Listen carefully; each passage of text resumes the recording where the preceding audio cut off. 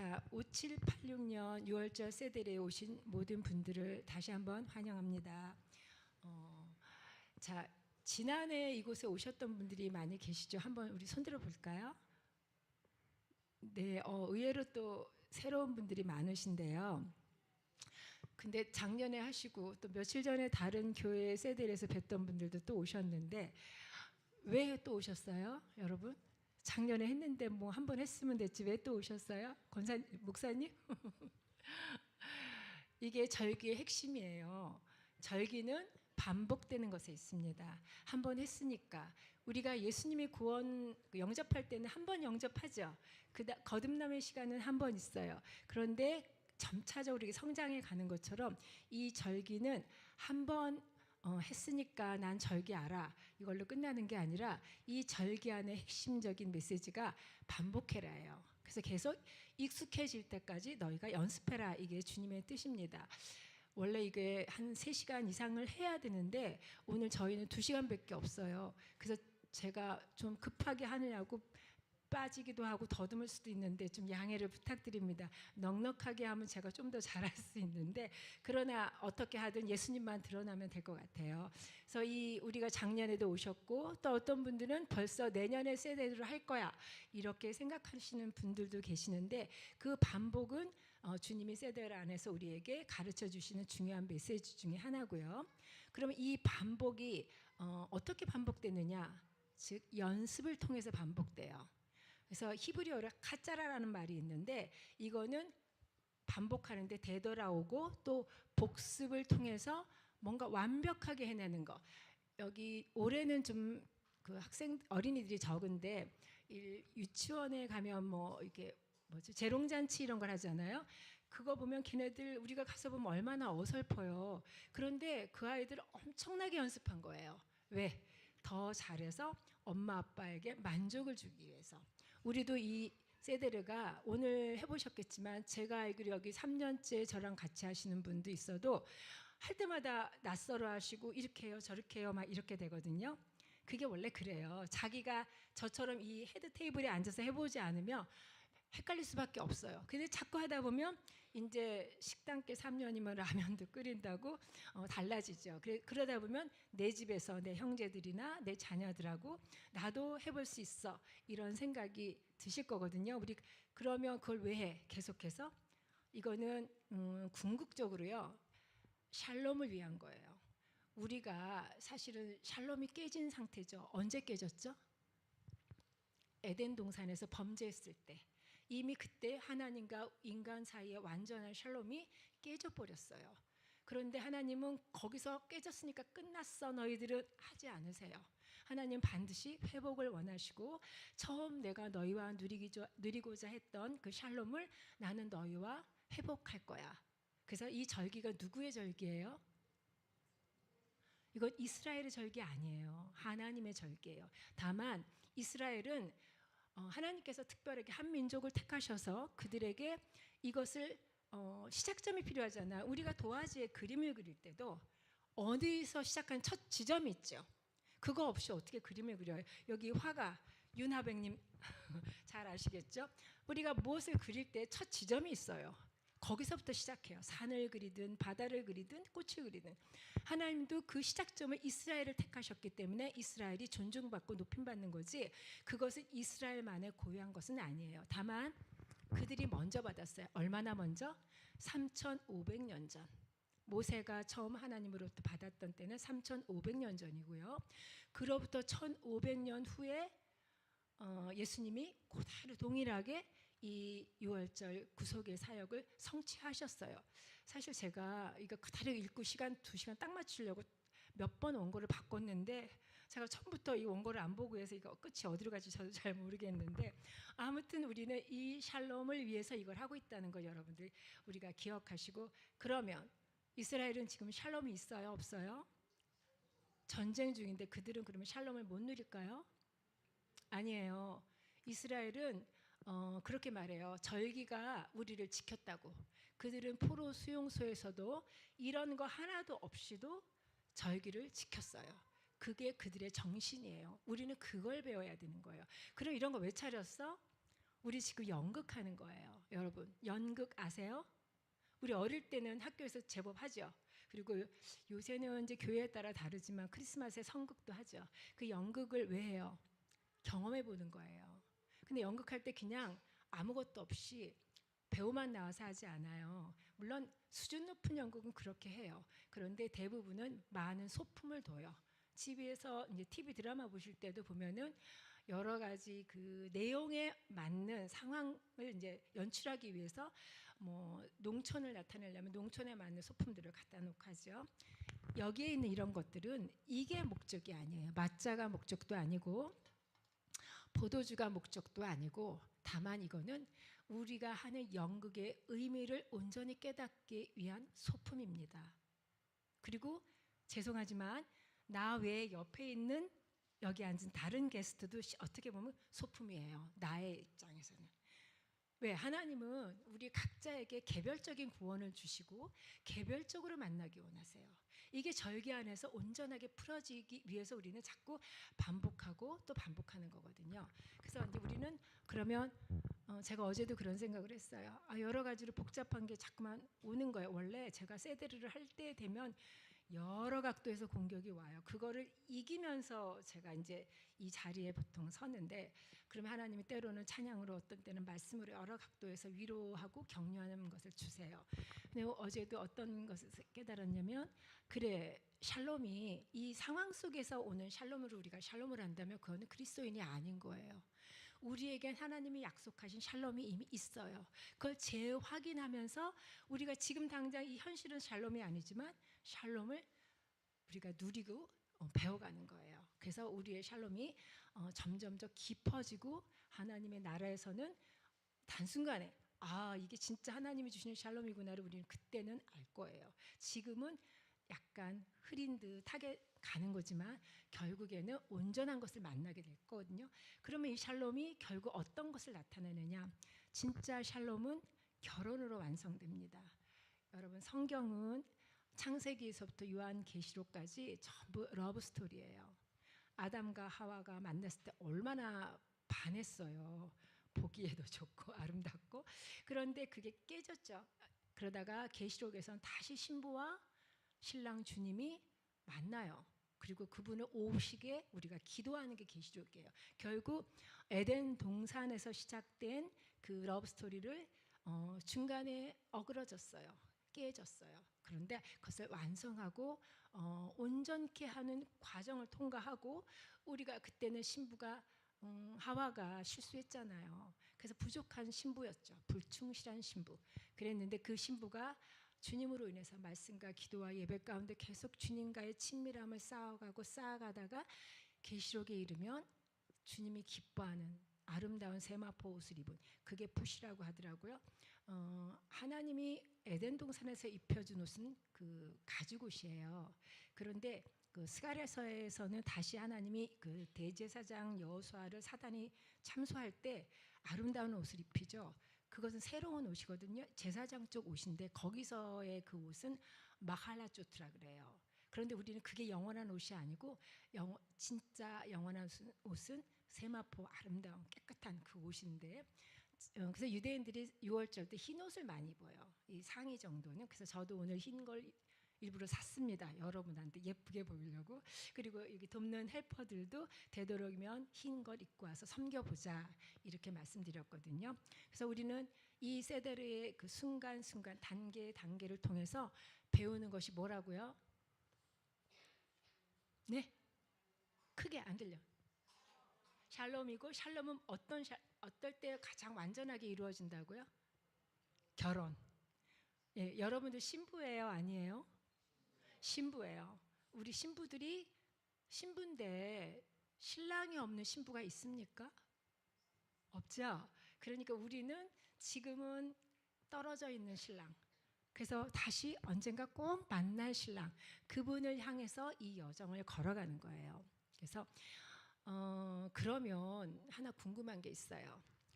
제가 그 성경에서 봤을 때는 세데르에 올라가는 음식이 무엇인지 나온 데는 출애굽기 12장 8절이에요. 제가 어디 적어왔는데 거기서 세 가지를 먹어요. 그 밤에 그 고기를 불에 구워 무교병과 쓴나물과 아까 뭐라고요? 뭘 구웠어요? 고기. 출애굽기 12장에서는요 3가지만 말씀하세요. 우리 한번 말해볼까요? 자 시작. 불에 구운 양고기, 그 다음에 쓴나물, 그 다음에 무교병. 쓴나물은 여러분의 식탁에 접시에 다 놓여 있어요. 물론 원래 성경에서 말하는 쓴나물은 그건 아닙니다. 상징이죠. 그리고 이게 누룩이 들지 않은 무교병. 그런데 왜 이 3가지만 주셨는데 우리는 지금 한번 세어보세요. 여러분 접시 안에 세데르 접시 안에 몇 가지가 있나? 의미는 나중에 설명드릴게요. 몇 개나 있어요? 보통 많이 놓는 데는 7가지를 놓는데 그 7가지 중에 3가지는 나물 종류예요. 그래서 우리는 갖출 거는 거의 다 갖췄고, 계란은 저는 원래 사용하지 않는데 손 목사님이 여러분들 섬기고 싶어서 계란도 놓자고 했어요. 배부르라고. 그래서 놓은 거고요. 계란은 이제 나중에 설명하겠지만 뭐 그렇게 중요한 의미는 아닌 것 같아요. 그런데 어쨌든 그때랑 다르죠. 출애굽기 12장에서 말씀하신 것과 우린 좀 다르죠. 그러면 이런 세대는 이런 형식으로 갖춘 거, 이거는 뭘 그 모델을 했냐면요. 서양, 우리가 가끔 호텔에 가서 코스로 서양식을 먹을 때 있죠. 그런 걸 흉내낸 정찬이에요. 정찬. 그런데 한국식은 아니잖아요. 왜 그럼 서양식으로 해? 동양식으로 안 하고? 이유가 있죠. 유대인들이 예수님이 십자가에 돌아가신 뒤 AD 70년에 성전이 파괴됩니다. 성전의 파괴는 유대인에게 제사를 지낼 수 없다라는 의미가 돼요. 그들은 1500년 동안 모세 출애굽 이후부터 계속해서 하나님이 주신 명령대로 제사로서 모든 걸 해결했어요. 그런데 나중에 보니까 하나님 보시기에 나를 찾는 게 아니라 그냥 제사 지내고 끝내버려. 나는 안 만나고 가버려 얘들이. 그러면서 결국은 성전이 파괴됐을 때 이들은 갈 길을 놓쳐버린 거야. 가다 보니까 막다른 골목인 거야. 아니면 절벽인 거예요. 그들은 절벽을 만났어요. 그래서 그때부터 그야말로 어쩔 줄 몰라 하는 꼴이 됐는데, 그리고 그렇게 성전이 파괴된 이후에 로마가 침공하고 이후에는 이슬람이 침공하고 했을 때 그들이 많은 사람들이 해외로 흩어져 디아스포라가 되죠. 근데 성경에 이들에게 분명히 이 세대를 자손들에게 가르쳐 알리고 지켜 행하게 하라고 했어요. 그렇지 않나요? 맞죠? 그러니까 이들은 그건 기억하는 거예요. 그래서 성전이 없어지고 나서 우리 세대들에게, 후손들에게 이걸 어떻게 알리지? 그런 고민이 생겼고 숙제가 생긴 거예요. 그래서 그때부터 그들은 기억과 교육 중심의 세데르를 좀 격식을 갖추기 시작한 거예요. 이 세데르란 히브리어는 질서, 순서 또는 배치, 그리고 이런 예식, 이런 의미인데요.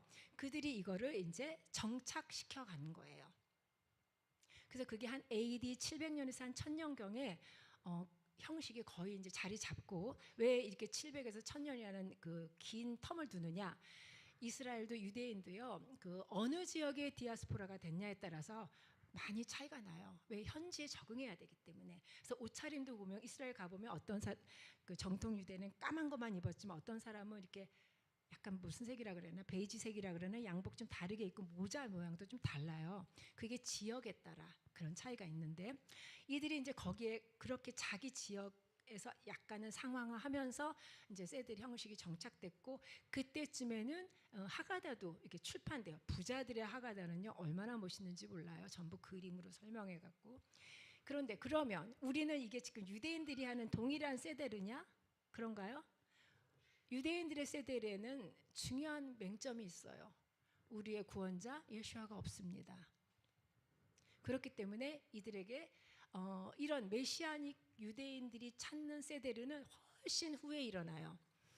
1960년대쯤이면 미국에서 히피 문화가 되게 유행했었고요. 그 히피들이 이제 그리스도인이 되는 일이 이제 벌어져요. 근데 그 젊은 그 청년들 사이에 왜냐면 유대인들이 미국에 많이 갔거든요. 2차 대전 후에 이제 독일에 있던 살아남았던 갑자기 말이 안 떠오르네. 아무튼 유대인들이 많이 이주를 해서 미국에 상당한 많은 숫자가 있을 때 그들도 동일하게 히피가 됐어요. 그때 히피들이 그리스도인이 될 때 그 속에 유대인 청년들이 많이 섞여 있는 거예요.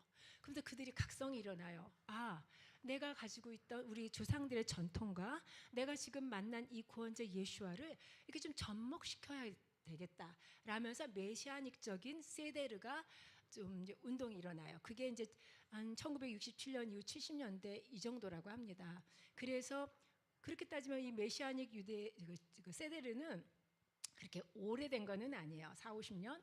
근데 제가 미국에서 이거 전수받은, 일종의 전수받았다면 좀 웃기지만, 그래서 제가 그분께 모델이 돼서 이렇게 좀 발전시킨 거거든요. 그분은 유대인 남편이고 부모님은 이제 홀로코스트 생존자예요. 시부모님들이 이제 그 사람도 그 연배예요. 그러니까 거기서 조금 뒤라고 할까? 70년대 대학을 다녔던 사람들이니까 그런 그 흐름이 여기에 이어졌다라고 보시면 될 것 같아요. 제가 왜 이런 얘기를 좀 굳이 드리느냐? 며칠 전에도 어느 목사님이 자기는 80이 넘었지만 이런 거 처음 해본대요. 근데 우리 교회 목사님한테 가서 뭐라고 말해야 될지 모르겠어. 즉 그 얘기는 아까 우리 잠깐 헬퍼들하고 나눴는데 크리스찬들이 신천지는 이단이야. 그러면 사람들이 왜 신천지가 이단이야라고 묻는다는 거죠. 그러면 우리 목사님이 그랬어. 이렇게 말한대요. 이게 박한수 목사님이 설교에 그러시더라고요.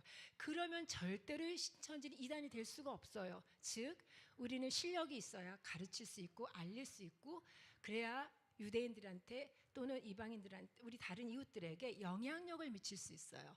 그래서 사실 처음부터 세대로 딱 들어가면 저 지겹지 않을 수 있어요. 근데 이렇게 시간도 없는데 내가 왜 이렇게 쟤는 이렇게 말을 많이 해 할 수 있는데 이런 걸 조금씩 들어야만 남는 게 있어요. 그래야 내년에는 좀 더 잘하고 그리고 누군가에도 절기가 뭔지 세대르는 왜 생겼는지 우리는 이 세대르를 왜 하는지 조금씩 가르치고 나눌 수 있어요. 맨날 나는 세대를 참석했는데 할 말이 없어 라고 하면 별로 영향력이 없잖아요. 그래서 우리는 이런 걸 통해서 조금씩 실력을 키워갈 수 있다고 생각하거든요.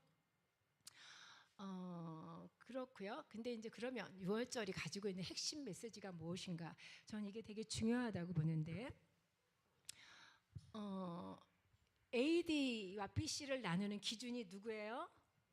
예수님이죠. 근데 세상 사람들은 그거 모르고 그냥 써요. 그러나 우리는 예수님이 그 기준이 하고 자부심이 있어요. 그러면 유대인들에게는 그 얘기는 AD와 BC라는 건 어떤 우리에게 시간의 기준이 되는 거죠. 북한은 다른 시간 쓰는 거 아시죠? 30분 단위가 뭐 다르대요. 그 사람들은 시간의 중요성도 아나 봐. 그래갖고 벌써 시간을 바꿔버렸어요. 그런데 전 세계가 어찌 됐든 간에 AD, BC에서 역사 전으로 나눠요. 그만큼 예수님은 우리의 보이지 않는 데서 탁월한 능력을 드러내시는 거잖아요. 그런데 유대인들은 그 이전에 1500년 전에 특별한 시간을 맞이합니다. 그게 6월절이에요. 왜 그들에게 이게 특별한 시간이냐?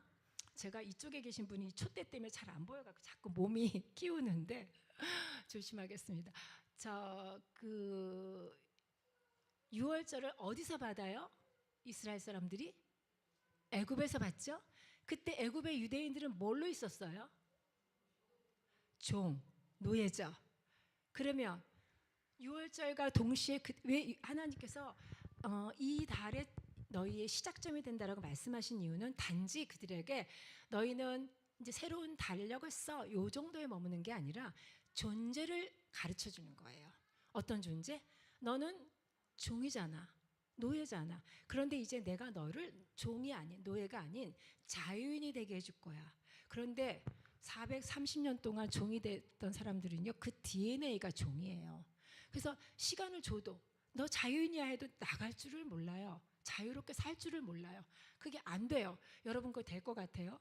북한 사람들이 한국에서 얼마나 어려워해요. 70년인데도 이 남한에 와서 여러 가지 어려움을 겪어요. 왜? 너무 다르게 태어났고 그 속에서 살았는데 이미 그걸로 학습이 됐는데 갑자기 여기 왔더니 알아서 직업도 구하래. 음식물 쓰레기란 말 들어본 적도 없는데 음식물 쓰레기가 있대. 음식물이 왜 쓰레기가 돼야 돼? 그들은 이해할 수 없어요. 뭘 하나도 먹어야 되는데 어떻게 쓰레기가 있어? 그리고 세금이 뭐야? 왜 세금을 내? 직장을 왜 내가 구해? 당에서 주는 거지? 이렇거든요. 유대인도 마찬가지예요. 자유인이 되었다고 하는데 그들이 자유인이 될 방법도 모르고 언제부터인지도 몰라. 그래서 하나님은 그들에게 유월절이란 특별한 시간을 만드신 거예요. 그래서 유월절은 단지 그냥 절기야, 그들이 애굽에서 나왔대, 이게 아니라 존재가 바뀌는 혁명이에요. 그거를 그들에게 알리기 위해서 하나님은 새로운 달을 주시고 이런 형식 같은 걸 주신 거죠. 그래서 우리가 유월절 할 때 이 시간의 머리로서의 개념이 좀 정착돼야 돼요. 여러분 각자 다 생일 있으시죠? 어떤 사람은 12월, 어떤 사람은 1월, 저는 11월 7일입니다. 그런데 제가 하나님을 만난 시간이 따로 있겠죠. 물론 모태신앙인 분은 그런 게 구분이 좀 약할 수도 있어요. 근데 저처럼 중간에 나중에 하나님을 만난 사람은 그게 좀 명료해요. 저도 물론 날까지는 기억 못해요. 그런데 자기가 내가 이때 이렇게 구원받았다는 건 대부분이 갖고 있고 모태신앙인 분도 마찬가지예요. 하나님하고 친밀함으로 본 어게인 한 사람들은 특별한 시즌이 있어요. 그걸 여러분들의 유월절로 보시면 돼요. 그래서 거듭남의 생일 이 정도로 이해하면 좀 쉽지 않을까 싶어요. 그러니까 유대인들은 어느 날 아침에 모두가 노예였는데 갑자기 자유인이 됐어. 그때 그 시대 사람은 동일한 거듭남의 날짜를 갖고 있겠죠. 네, 그래서 우리가 유월절 안에는 이 시간의 머리라는 개념이 없이는 이거의 진짜 의미를 이해하기가 참 어렵습니다. 그전에는 이제 세상 왕국에 속한 거죠. 이제는 그러나 세상 왕국에 속했던 노예들이 어디를 속해요? 하나님의 나라. 이게 핵심입니다.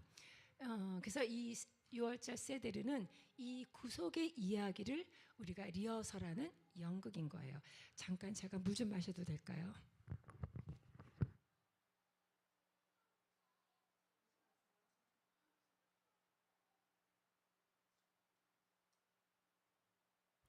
우리가 준비하느냐고 너무 말을 많이 해서 제가 목이 좀 갔습니다. 자, 이 잔치는 그런데 우리끼리의 잔치가 아니에요. 왕이신 하나님의 식탁이에요. 누구의 식탁이라고요? 우리는 마태복음가 어디 보면은 그런 그 식탁에서 하나님 우리를 아브라함과 함께 모든 자들이 만날 거란 얘기가 있어요. 말씀이 있어요. 그런 것처럼 지금 이 식탁은 사람이 차렸고 이 땅에서 이루어지지만 우리는 연극이라 그랬죠. 어디에 간 연극? 하나님의 식탁에 간 연극. 우리 모두가 배우예요, 여러분. 아시겠죠? 배우는 어떻게 합니까? 구경합니까? 배우는 참여해요. 그렇죠? 배우가 구경하면 그거 연극이 돼요, 안 돼요? 드라마가 안 되죠. 배우는 적극적으로 나에게 맡겨진 역할을 참여하는데, 그래서 여러분 제가 앞으로 진행하는 순서에 여러분 적극적으로 정말 내가 이 세대를 순서 속에서 나는 주님과 더 친밀함으로 나갈 거야 라는 각오 속에서 이 시간을 보내면 좋겠습니다. 그래서 왕가의 식탁에 초대된 여러분들을 축복합니다. 자, 이제 본격적으로 이제 세대에 들어갈 건데요. 우리의 신분이 바뀌었다고 얘기했죠. 그러면 민경자 목사님은 누구예요? 아멘. 또 박진아 목사님 누구세요? 네, 아멘. 여러분 남자분들이 신부라는 말하기가 그렇게 쉽지는 않아요. 이거 완전히 한 단계 업그레이드 되지 않으면 참 어려워. 우리는 신부를 막 하얀 드레스 입고 막 2층 계단에서 막 은은한 음악 속에서 막 꽃다발 들고 내려오는 모습만 생각하잖아요. 그런데 우리는 사실은 군하시면 신부가 돼야 돼요. 영적 전사가 돼야 돼요. 그래서 여기서 우리가 남자니까 신부 어려워하실 필요 전혀 없고요. 가장 친밀한 관계 속의 표현이 신부일 뿐입니다. 여러분 혹시 초대장에 어떤 그림이 있나? 제가 너무 바빠 초대장도 못 봤네요. 여기 두 번째 페이지에 좀 그림이 그렇게 강렬하지는 않은데 그림이 하나 있죠. 이게 식탁이죠. 그런데 유대인들은요, 지금 우리 여러분들 되게 얌전하게 앉아 계시잖아요. 그리고 이따가 와인을 드셔라 뭐 해도 잘 안 마셔요. 왜? 개념이 크리스찬은 술 마시면 큰일 나는 줄 알아. 이게 있고 또 이따 운전도 물론 하고 가셔야 되고 하기 때문에 절대로 잘 안 마시는데, 사실은 유대인들하고 세대를 해보면요, 계속 마셔요. 4잔을 다 완전하게 마시고 아주 막 얼큰하게 취해요. 그러니까 그들의 세대의 모습은요, 점잖은 모습이 아니에요. 아주 뭐 주막집 같은 느낌? 작년엔 그런 그림을 넣었었는데 선명하지는 못해서 이제 올해 좀 바꿔보신 것 같아요. 근데 그게 왜 그러냐면, 여러분이 정말 내가 어제까지 노예였는데 오늘 자유인이 됐어. 나 안 취할 수 있어요? 안 취할 수 없다니까요, 여러분. 그걸 누리시라는 거예요. 그래서 우리가 물론 준비된 양도 적고 여러분 여러 가지 상황 때문에 뭐 많이 마시지는 않을 거예요. 그런데 마음으로 취하시기 바랍니다. 아멘. 자, 잠깐 들어가기 전에 그 세데르 플레이트를 조금 설명을 할게요. 제가 여기 있죠. 여러분은 작년에 제가 설명 안 했더니 어떤 분은 기냥하셨는데 들어보세요. 한번 작은 접시를 들어보세요. 이게 세데르 접시고요. 제가 마이크를 놓을 수가 없어서 요 밑에 있는 거는요, 메인 디시라 그래갖고 서양에서 진짜 중요한 음식이 나오는 접시인데 작년에 말씀 안 드렸더니 어떤 분들은 그냥 여기다 놓고 밀어놓고 드셨거든요. 여러분, 우리는 대접받는 자리에 와 있어요. 비록 플라스틱이지만 이걸 고급 도자기라고 생각하시고요. 요거는 세데르 상징물을 넣은 접시예요. 그러니까 요거는 우리가 세데르 하다가 식사할 때는 요거 옆으로 놓고 이 메인 디시에다가 식사를 드시면 되는데, 여기 있는 거에서 이제 우리가 아까 7가지 정도 얘기했는데 우리 지금 몇 가지예요? 하나, 둘, 셋, 넷, 5가지죠. 소금물은 이제 개수에 안 넣습니다. 그런데 맨 처음에 한번 이 야채, 이게 벌써 작년에는 이태리 파슬리 했더니 완전히 죽어가지고 올해 바꿨는데도 시간이 흐르니까 이렇게 힘이 없어요. 왜 이런 걸 쓸까요? 노예의 모습이에요. 근데 더 쉽게 말하면 하나님이 주신 거는 쓴나물을 먹으라 그랬어요. 그런데 지금 이 쓴나물이 아니에요. 원래 이스라엘 사람들이 그 쓴나물이라고 말할 때 이름은 상추, 로메인이에요. 그런데 우리 로메인은 얼마나 달콤해요? 그리고 상추 쓰면 누가 먹어요? 근데 가끔 상추가 쓸 때가 있어요. 야채가 물이 적을 때. 그래서 오이가 끝물에는 써요. 우리나라도. 그거는 비가 적거나 해서 수분이 공급이 충분하지 않을 땐 그래요. 그 원리를 이해하시면 되는데, 이스라엘이란 땅은 광야도 그렇고 광야에는 아예 이런 야생 그 야채도 거의 볼 수가 없고요. 그런데 가나안 땅에 있어도 이거 사실은 그 야생의 것을 먹었어요. 누가 그때 하우스에서 재배했겠습니까? 그 옛날에. 그러면 그 땅은 첫째 비가 안 와요. 그리고 그 땅은 해가 강렬해요. 그러면 야채 같은 경우가 비가 없고, 그러니까 수분이 없고 빛이 강렬하면요, 선인장처럼 딱딱하고 잎이 작아요. 그러면 그거를 먹어보면 무지무지 쓸 수밖에 없어요. 왜냐? 식물이 자기를 보호하는 방어기제로예요, 그게. 그런데 하나님이 그런 걸 먹으래요. 근데 그 명령을 첫 번째 어디서 하셨어요? 애굽 땅에서 했죠. 그럼 애굽 땅에는 그런 쓴나물을 먹었나? 아니에요. 왜냐하면 애굽은 나일강 때문에요, 아주 그냥 특혜를 받은 나라예요. 그래서 그 땅에는 달콤한 이런 야채가 너무 많아요. 관계 농업에 의해서 다 농사를 짓기 때문에 야채들도요, 물이 풍부하고 막 이래갖고 얼마나 맛있었는지 이스라엘 백성들이 광야에서 뭐라고 비평했어요. 애굽에 있을 때 부추와 오이와 마늘과 뭐 양파 이런 게 얼마나 맛있었는데 광야에 이런 거 하나도 없다고 불평했잖아요. 그것처럼 애굽에는 그런 게 충분했어. 근데 하나님 그거 먹으라고 안 하고 왜 쓴나물 먹으래요? 그 이유를 여러분이 아셔야만 해요. 그 로메인 같은 경우 예를 들면요, 그 잎은 그래도 좀 달콤했대요. 이스라엘에서 먹을 때도 좀 그 종류가 그랬나 봐요. 그랬는데 그게 밑으로 뿌리 쪽으로 갈수록 하얀 진액이 나오면서 매우 썼답니다. 그러면 처음에는 달콤했는데 끝이 쓰다. 이게 뭐예요? 이스라엘이 그랬어요. 처음에 70인이 애굽에 들어갈 때는 달콤하게 들어갔어요. 막 그 당시 볼 수 없었던, 가나안에 없었던 수레를 보내고 온갖 기량식을 주고 옷을 주고, 그래갖고 갔더니 막 고센이라는 곳에서 너희들 마음껏 살아, 일 안 해도 돼. 그런데 살다 보니까 점점 고달파져. 점점 이게 뭐야? 처음에는 너무너무 행복했는데 갈수록 고달파. 즉 로메인처럼 처음에는 좀 괜찮은 것 같더니 먹을 만한 것 같더니 뿌리로 갈들이 너무너무 써. 이게 노예의 삶인 걸 하나님은 알라고 하시는 거예요. 그러면 애굽 땅에서 그걸 왜 먹게 하셨어요? 너희가 애굽에서 그 달콤한 것을 먹으니까 니네가 그렇게 달콤한 존재인 줄 알지? 아니야. 너희는 노예야. 쓰디 쓴 존재야를 알게 하시는 거예요. 그래서 그걸 어떻게 먹어요? 급히 서서 먹어요. 허리에 띠를 띠고 지팡이를 잡고 허리에 띠는 딴 게 아니에요. 수건이에요. 섬길 때 쓰는 행주, 쉽게 말해서 그걸 띄우고 그리고 지팡이 뭐 일하는 사람이 하는 거죠. 그리고는 서서 먹어요.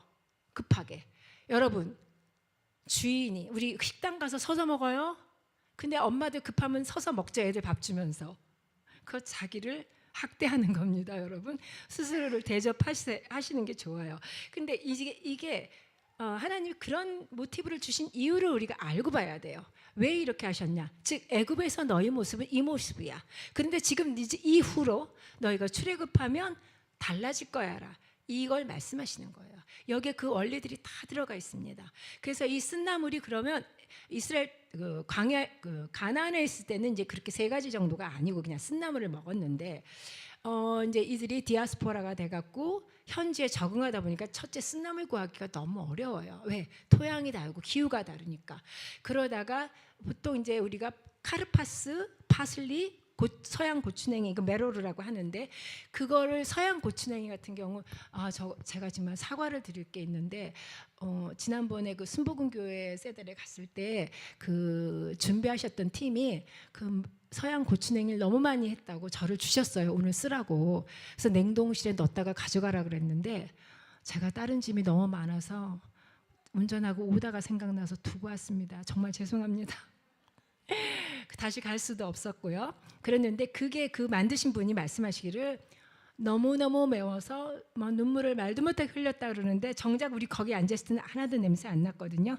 근데 그게요. 그런 쓴 것들이 특징이 뭐냐면 씹거나 칼질하거나 그렇게 압력이 가했을 때 쓴맛이 나고 매운맛이 나요. 노예가 채찍에 맞으면 아프잖아요.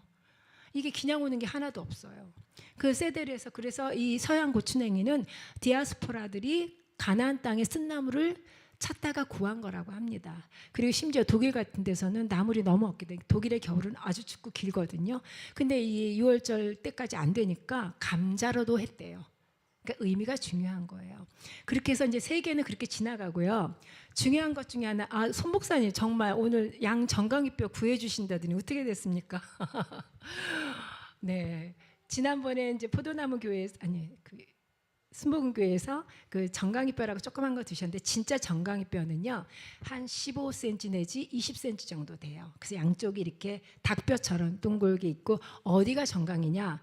여러분 무릎 만져보세요. 무릎에서 발목까지 그 사이에 있는 뼈가 정강이뼈예요. 근데 양은 키가 작으니까 한 이 정도, 뭐 어린 양을 보통 쓰니까. 그런데 왜 세데르에서 양고기를 제로아라고 합니까? 김인숙 사모님, 성전에서 제사 지낼 때 양을 뭐라고 해요? 다른 분이 대답하셔도 돼요. 우리가 보통 세 또는 케베스 이렇게 얘기하죠. 보통 양이 그래요. 그런데 여기선 제로아래요. 왜 그럴까요? 네? 제로아는요 사실은 팔도 제로아예요. 팔. 우리 팔. 근데 이 어원이 자라라는 말이에요. 자라는 씨예요. 그러니까 씨를 뿌리다. 이스라엘 그 히브리어를 공부하다 보면 그 의미를 생성해내는 게 참 지혜롭고 철학적일 때가 많아요. 근거 없이 잘 말 안 해요. 여러분 농부들이 씨를 뿌릴 때 뭘로 뿌려? 팔로 착착 뿌린다 해요. 거기서 연결된 말이래요. 그러면 요월절 양은 왜 제로와야? 이건요 팔의 의미 속에는 뭐가 있냐면 권능, 힘, 능력이 있어요. 하나님께서 출애굽시킬 때 내가 크고 편팔로 너희를 구해냈다 그러세요. 즉 하나님의 권능으로 구해냈다. 그래서 제로알 쓰는데요. 더 깊게 들어가면 이게 창세기 4장 그 가인의 죄와 셈에 나오는 게 나오는데 그것까지 나누면 너무 시간이 없고 그러니까 오늘 여기까지. 그래서 그런 의미에서 6월절 양은 제로하다라고 이해하시면 혹시 나중에 기회가 되면 제가 창세기 것도 한번 얘기해 볼게요. 오늘은 못할 것 같고요. 그렇게 되고 그 다음에 이제 그 맞자는 다 아시죠? 구멍 찔린 건 예수님의 핍박과 고난을 상징하고요. 그래서 이거 고난의 빵인데 중요한 건 여기에 누룩이 없다는 거. 아까 제가 그 얘기를 안 드렸는데 우리 이거 순서가 바뀌었나? 잠깐 누룩을 제거하는 기도를 잠깐 드릴 건데 뒤에 나올 수 있을 것 같아요. 양고기 뼈는 거기까지 했고요. 카로셋 여기 이거 요 갈색 나는 거 있죠? 카로셋을 한번 손가락으로 좀 가르쳐 보세요. 자기 접시에서. 이 카로셋은 애굽에서 노예로 살 때 가장 많이 한 일이 뭡니까? 벽돌 만드는 거. 그렇죠? 그런데 처음에는 집도 주고 다 줬어요. 재료를. 그런데 모세가 와서 우리 나갈 거야 하니까 그 다음부터는 지푸라기 앉아. 니네가 시간이 많구나. 이러면서 니네가 집도 구해와. 이렇게 돼서 고난이 더 깊어져서 그들이 얼마나 고통스러워하고 눈물을 흘리고 부르짖었습니까? 그런 것처럼 여기에 있는 이 사과 이제 여러 가지 얘기를 잠깐 하시는데 저는 어쨌든 그렇게 의미를 부여하고 제가 배운 것도 그렇습니다. 이 사과를 슬라이스해서 채 썰었어요. 이걸 지푸라기를 상징합니다. 볏짚. 그리고 근데 벽돌 만드는데 그것만 갖고 안 되잖아요. 짚도 있고 또 진흙도 있고 흙도 들어가요. 뭐 진흙만 갖고 했겠어요? 그래서 여기 견과류가 지금 안 보이는데 호두 같은 견과류는 뭐 그 흙 속에 있는 돌멩이 같은 상징으로 보시면 되고요. 계피가 들어가는 거 진흙 같은 거. 그리고 꿀은 역청 뭐 이런 의미로. 그래서 그게 섞여서 뭐가 돼요? 벽돌이 됐죠. 그런데 벽돌은 그러면 상징적으로 쓴 거예요? 단 거예요? 쓴 거죠. 근데 우리 왜 먹어요? 나중에 우리가 여기다가 mat자 사이에다가 이걸 넣어서 먹을 거예요. 샌드위치처럼. 유대인하고 같이 세대를 했더니 계속 그렇게 먹더라고요. 우리는 습관이 안 돼서 그렇게 못 먹는데 그들은 즐기는 게 달라요. 그런데 어쨌든 그거를 이렇게 먹는 이유는 나중에 벽돌은 너무 쓰고 고달픈 거야. 나 벽돌 생각하기도 싫어. 이럴 건데 먹으래서 먹었더니 어때요? 여기 꿀을 많이 넣어야 돼요. 달콤해요. 즉 내가 고난을 먹었더니 끝에는 주님이 주시는 기쁨과 달콤한 샬롬이 있더라예요. 그러니까 나를 따르면 너희들이 지금은 당장은 쓴 것 같아도 나를 따를 때 내가 너희한테 기쁨을 준다는 거예요. 샬롬을 준다는 거예요. 신부도 고난 끝에 기쁨을 맞거든요. 네, 그래서 이 하로셋은 그런 의미로 쓰였고요. 이제 소금물은 이제 이 야채를 찍어 먹을 때 눈물 짜는 거죠. 우리가 고생할 때 짠내나게 고생했어 막 이러는 거잖아요. 그래서 이거 사실은 진하게 타야 돼. 내가 오늘 맛을 안 봤거든요. 그래서 너무해 할 정도로 타야 돼요. 그래서 그거를 느끼게 하는 게 중요해요. 많이 먹는 거 아니잖아요. 한 번 찍어 먹는데 뭘 못합니까? 그리고 그래서 오늘도 제가 카르파스 파슬리에서 일부러 한 2가지까지는 야채를 부탁드렸더니 2가지를 정말 준비하셨네요. 그리고 양고기는 지금 이스라엘 사람들도요. 제가 알기로는 세대를 할 때 양고기 안 먹어요. 왜? 자기는 성전이 없어졌기 때문에. 그래서 그냥 소고기에 이때만큼은 아주 질 좋고 비싼 소고기를 사서 먹고 또는 유럽에서는 칠면조 고기를 많이 먹어요. 그래서 보니까 칠면조도 그냥 안 먹어요. 이렇게 가느다란 실톱 같은 거 갖고요 멋있게 쓸어가면서 먹고 그들은 뭐 유월절 만찬이 우리랑 다르게 엄청나게 이제 특화돼 갖고 요리도 다양하고 아주 정말 대접받았다 이런 느낌이 들 만큼 맛자도 이렇게 숲을 만드는데 계란만한 맛자 볼을 만들어서 맛자 가루로 그래갖고 하는데 참 맛있더라고요. 그리고 한국 사람처럼요 세대를 끝나니까 이방인인 저한테 싸줘요. 내일 먹어 이러고. 되게 비슷한 게 많아요. 저희 엄마 얘기를 했더니 자기 시어머니 같다고 그렇게 얘기를 하면서 뭐 되게 유사한 걸 많이 느끼면서 예를 들면 또 이게 잠깐 딴 데로 가는데 우리는 그 장례식장 가면 막 우리는 통곡을 많이 해야 효자다 그러고 막 우리 예전에 많이 울어줬잖아요. 요새는 잘 안 그래도. 근데 유대인들은요 거기서 막 통곡을 해요 정말. 그런데 미국 사람들은 그거 보면 기절하는 거예요. 감정을 추스려야지 어떻게 저렇게 해. 그런데 그게 문화고 그걸 건드리면 안 돼요. 근데 그런 면에서 보면 되게 한국적 정서랑 유사한 게 많더라고요. 아무튼 거기까지 하고요. 포도주는 기쁨의 상징, 성령의 상징. 그래서 노예는 술을 못 먹습니다. 애굽 땅에는요. 제가 조금 순서가 막 헷갈리는데 애굽 땅에는 포도주가 아주 질이 좋았대요. 기후도 좋고 모든 게 조건이 좋으니까. 그래서 풍성했대요. 애굽의 포도주의 질도 좋고 풍성했는데, 그런데 그게 누구한테만 해당되느냐? 귀족들과 왕이야. 노예가 어떻게 포도주를 먹었겠어요? 그들은 목이 마르니까 물을 마시고, 저는 이렇게 표현해, 그들은 목말라서 눈물을 마셨다. 그렇게 표현할 정도로 그들의 삶은 고달팠기 때문에 포도주 같은 거 언감생심. 그런데 이 포도주를 먹는 이유는, 그래 나는 이제 자유인이야라는 상징이 돼요. 그래서 이따 우리 포도주 마실 때 여러분들 기쁨으로 이만큼 마실지라도 한 잔 다 마셨다 이렇게 생각하시기 바랍니다. 그리고 이제 6월절 세데르에서 이제 하나 이걸 따라해 보세요. 카르파스, 잘 기억하세요 발음을. 그 다음에 카루셋, 그리고 제로아, 그리고 하나가 또 뭐더라, 네 가지인데, 카르파스, 메로르. 이 네 단어 안에요 동일한 음이 들어가요.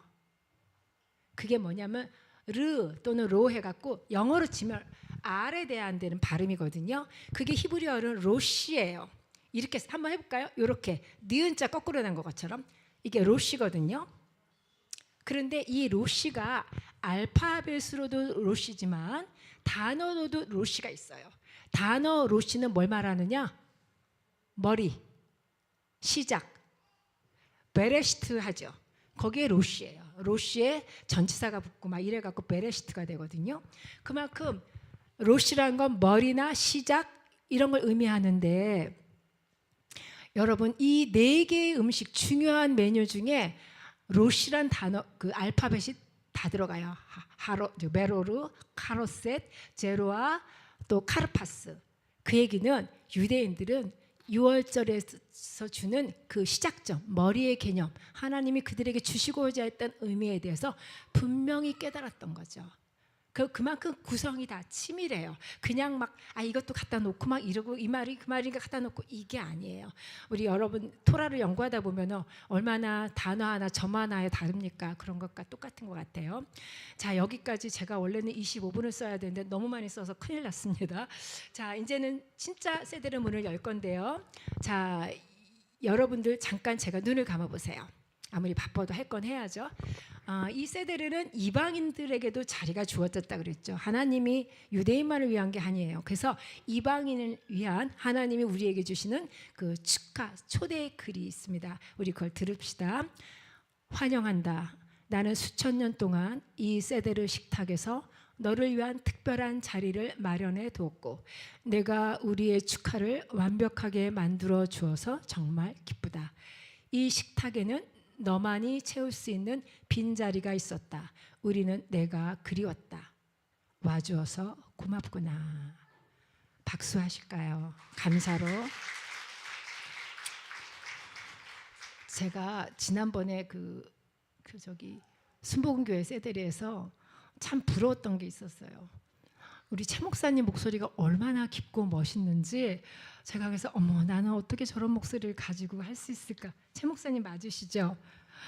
나 그 목소리 보고 정말 제가 상당히 울림이 있었거든요. 제 목소리가 좀 부족해도 참아주시기 바랍니다. 갑자기 생각이 났어요. 이거를 목사님이 읽으셨으면 너무 좋았겠다 싶은데 제가 시간상 네, 그렇게 합니다. 자, 지금 우리는 잠깐 누룩 제거에 대한 걸 할 거예요. 여러분들 초대장 안에는 그 내용이 써 있는데 우리는 시간이 없으니까 잠깐 눈을 감고, 우리가 여기에는 누룩이 없다고 말씀드렸습니다. 우리는 이 6월절에서 우리 안에 누룩들을 찾아내고 버리려는 의지적 노력을 해야 돼요. 우리 누룩이란 건 이스라엘 사람들은 진짜 물질적인 누룩을 찾게 너무 애를 쓰는데, 우리는 그것보다 그걸 뛰어넘는 우리 안에 있는 누룩, 우리가 살다 보면 계속 누룩이 생겨나고 그 누룩이 번져서 갈등도 생기고 낙담도 하고 전진하지 못하고 그러거든요. 각자 그 누룩의 모양은 다 다를 겁니다. 자, 제가 먼저 처음에 부탁드릴 음악을 지금 이제 틀어주실 건데요. 잠깐 우리가 눈을 감고 한 1분 정도 드릴 테니까 내 안에 어떤 누룩이 있는지 여러분들 주님 앞에 잠시 고백하는 시간을 갖겠고요. 나중에 집에 돌아가서 세데르 초대장 보시고 더 깊게 하셔도 돼요. 음악 주세요. 깊은 절망에 수렁 가운데 주님께 다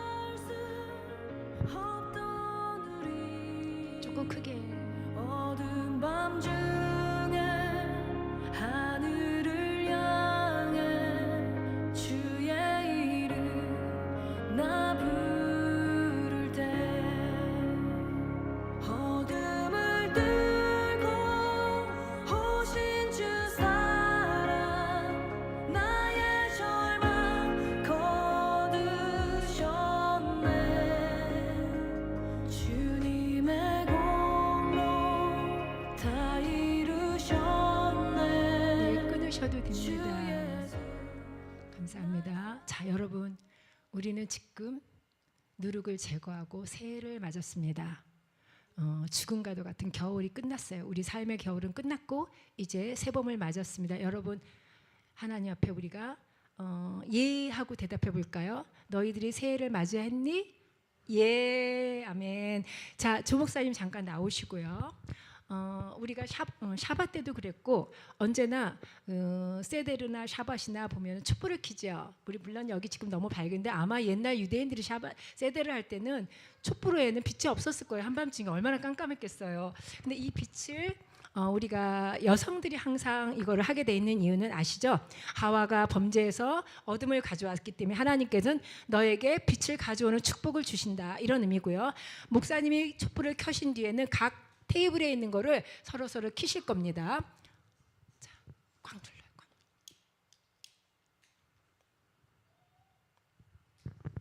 자, 하나 더. 네. 자, 여러분들 얼른 자기 자리에 이제 키세요. 시간이 없으니. 감사합니다, 목사님. 특권을 매년 가지셔야죠. 네, 자, 잠깐 키시면서 제가 기도문을 낭독해 드릴게요. 바루가타 아도나이 엘로헤이누 멜렉 하올람 아셰르 키드셰누 빈미츠보타브 비츠반누 레하드리클네르 쉘 페사크. 우리 하나님 주 여호와 우주의 왕이신 하나님 축복을 받으소서. 그분은 우리를 계명으로 거룩하게 하셨고 유월절 촛불을 켜라고 명령하셨습니다. 자, 감사함으로 박수 한번 드릴까요? 자, 미리 불을 껐으면 참 좋았겠네요. 감사합니다. 자, 이번에는 카데시라고 그래갖고요, 성화의 단계입니다. 이 성화는요, 성별해라, 일종의 명령이에요. 근데 이건 하나님 뭐라 그러셨어요? 내가 거룩하니 너희도 거룩하라. 이거는 아주 강조하면서 명령하는데 이건 능동적인 거예요. 그래서 우리가 일상의 삶에서 예수와를 닮아가는 구체적인 삶을 살라는 겁니다. 여기는 이제 빨리빨리 넘어갈게요. 우리는 이제 여기에 있는 공동체들과 함께, 그리고 이전에 우리 하나님께서 그러셨어요. 시내산에서 계명을 줄 때 여기 있는 너희들만 위한 것이 아니라고 하셨죠. 그런 것처럼 지금 이곳에 있는 우리는 아직 안 믿는 우리의 이웃과 또 미래에 우리의 한 공동체로 회복될 북한도 좋고요. 모두가 함께 가는 공동체로서 이것을 기념할 수 있으면 좋겠고요. 우리는 지금 여기에 모인 우리 모두가 함께 하나님이 예비하신 곳으로 들어갑니다. 그러면 우리 3,500년 전에 그때로 한번 생각해 봐도 되고요. 예수님 때 2000년 전으로 한번 우리가 상상해 보셔도 좋을 것 같습니다. 그래서 이제 베드로전서 2장 9절을 한번 띄워주세요. 자, 우리의 성화된 정체성에 대해서 베드로전서 2장 9절은 잘 나타내 주거든요. 그거를 우리가 읽을 건데 보이시나요? 자막 안 뜨는 것 같은데요. 제가 먼저 한번 읽어드릴게요. 우리는 택하신 족속이요 왕 같은 제사장들이요 거룩한 나라요 그의 소유가 된 백성이니 이는 우리를 어두운 데서 불러내어 그의 기이한 빛에 들어가게 하시니에 아름다운 덕을 선포하게 하려 하심이라. 준비가 안 됐나요? 그러면 없어요. 네, 알겠습니다. 한 번 더 안 읽어드려도 되겠죠? 자, 우리는 누구라고요? 네, 왕 같은 제사장이고 결국은 신부되는 거예요. 자, 그러면 이제 이 성화는 이렇게 우리가 받아들이면 되고요. 그다음에 키두시로 들어가요. 이게 키두시는 포도주를 이제 축복하는 시간인데요. 신랑이 주는 언약의 포도주를 키두시라고 해요. 여러분들 이미 이제 이스라엘의 그 결혼 히브리 전통적인 그 결혼 예식은 아시죠? 어느 정도 다 설명하면 좋지만 우리 다 못 나누는데 어쨌든 신랑이 그 케투바와 모하루와 포도주 한 병을 가지고 신부에게 청혼하러 갔을 때 신부가 그 잔을 받으면 네, 내가 당신의 신부가 될게요 되는데 이 신랑이 마음에 안 들면 신부가 거절할 수 있어요. 잔을 밀어내버리면 그 잔치집은 뭐가 될까요? 조상집이 되겠죠. 그런데 우리는 이 키두시는 이제 그렇게 언약의 포도주라는 의미고요. 이거는 첫째 잔만을 의미하는 건 아니에요. 우리가 끝까지 넷째 잔까지 다 이 언약 가운데서 이 포도주가 주어지는 거고요. 내가 다시 올 때까지 이 잔을 마시지 않는다고 말씀하신 것처럼 넷째 잔은 그래서 잘 안 마셔요. 그런데 굳이 난 먹고 싶어 하면 드셔도 돼요. 그래서 포도주는 아까 말씀드린 것처럼 자유와 성령의 기쁨을 상징해 줍니다. 자유인이 누리는 게 뭐라고요? 그 음료수 아무나 못 먹습니다. 자유가 노예가 아닌 자유인에게 주어지는 포도주의, 요즘의 포도주의 개념이 아니죠. 요새는 마실 게 얼마나 많습니까? 자, 그래서 이 포도주는 또 하나 우리를 자유케 하시고 구원하신 예수와의 보혈을 상징하는 겁니다. 단지 자유인으로서 유대인들이 마셨던 개념만에서 멈추는 것이 아니라 우리 주 예수께서 돌아가실 때 흘리신 그 구원의 보혈, 그것을 상징한다는 거 우리가 늘 기억하시면서 이 세대를 진행하면 될 것 같아요. 자, 우리는 이 키두시의 기쁨을 이제 잔으로 받는데 뭐가 다르냐? 옆 사람에게 우리가 포도주를 따라줄 거예요. 그 의미는 섬김 받는 거예요. 자, 주인은 앉아서 종이 따라주는 걸 마셔요. 왕이 포도주 따르는 관원을 따로 둔다는 건 그게 그렇게 중요한 거고 그 지위가 되게 높은 지위예요. 그런데 왕이 어떻게 받을까요? 그 잔을. 며칠 전에 옆에 앉아서 세대라는 분이 어떻게 잔을 받냐면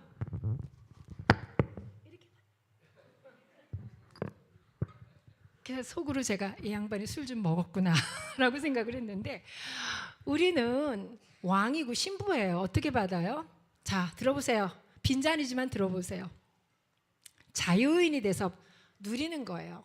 이렇게 받으세요. 기울이지도 말고 두 손으로 하지도 마시고 되도록이면 멋있게 그리고 섬기는 분은 대신 서서 정말 정성껏 섬기는 마음으로 해주시면 돼요. 그래서 우리는 섬기기도 하고 받기도 하는데 이걸 먼저 헬퍼들 일어나 주세요. 오늘 이걸 빨리 진행하려고 돕는 분들을 이렇게 모셨습니다. 이분들이 수고를 하실 건데요. 먼저 포도주 와인팟을 드세요. 저기 배현주 권사님 잔은 먼저 내려놓으시고 잔은 그 옆에 분의 잔을 따라 드리는 거예요. 자, 그 신소정 집사님처럼 저렇게 반 정도 따라주세요. 반 정도. 네, 멋있게 봐주세요. 여러분들 순서대로. 자, 그렇게 하면 이제 이제는 받았던 사람이 그 와인 포도주 그 병을 받으세요. 네, 그래서 서서 옆 사람을 섬겨주세요. 네, 그렇죠. 자, 그렇게 하시고 한 반 정도 채우세요. 그러면 다시 그분은 받은 사람은 일어서세요. 일어서세요.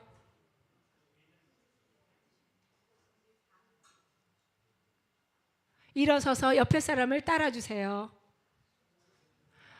안 마시면 되니까 좀 넉넉하게 주세요. 그 다음에 다시 일어서서 어린이도 할 수 있습니다. 자, 한 손만, 목사님 손 내려놓으세요. 멋있게 혼자 받으세요. 자, 그리고 헬퍼들 나오세요. 마지막 분이 헬퍼들을 따라주셔야 돼. 헬퍼들은 어쩔 수 없이 서서 받아야겠네. 자, 그리고 아직 마시는 거 아니에요.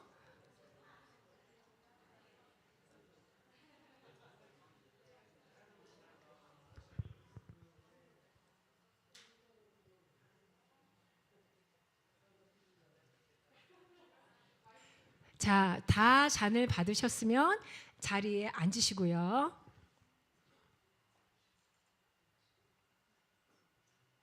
상수관사님 멋있게 받으십니다. 한 손 딱 뒤로 하시고 역시 포스가 있으세요. 자, 받으셨죠? 잔 없는 분 계십니까? 아이고, 어떻게 거기에 빠지셨습니까? 자, 그러면 자기 잔을 들어 올리세요. 저는 일부러 여러분들이 이스라엘 분위기를 느끼라고 이런 잔을 가져왔습니다. 그리고 잠깐 포도주를 위한 축복. 이분들은 매 순간순간 축복하고 감사해요. 잠깐 눈을 감고 우리 주 하나님이시여, 우주의 왕이신 당신께 찬양을 드립니다. 당신은 우리에게 생명을 주시고 당신의 축복으로 우리를 지탱해 주시고 우리를 이 순간까지 함께 이끌어 주셨습니다. 또한 포도주를 축복합니다. 포도나무의 열매를 창조하신 분이시여, 당신께 복을 드립니다. 바로가타 아도나이 엘로헤이누 멜렉 하올람 보레이 프리 하카펜. 아멘. 자, 이제 여기서 원래는 4개의 잔을 소개해야 되는데 시간이 없어요. 초대장에 보면 나와 있어요. 요거. 그리고 요 밑에도 우리가 붙여놨죠. 이 의미가 되게 강력한데 이거는 나중에 읽어보시고요. 이제 우리가 요거는 건너뛰고 바로 제가 들어갈 겁니다.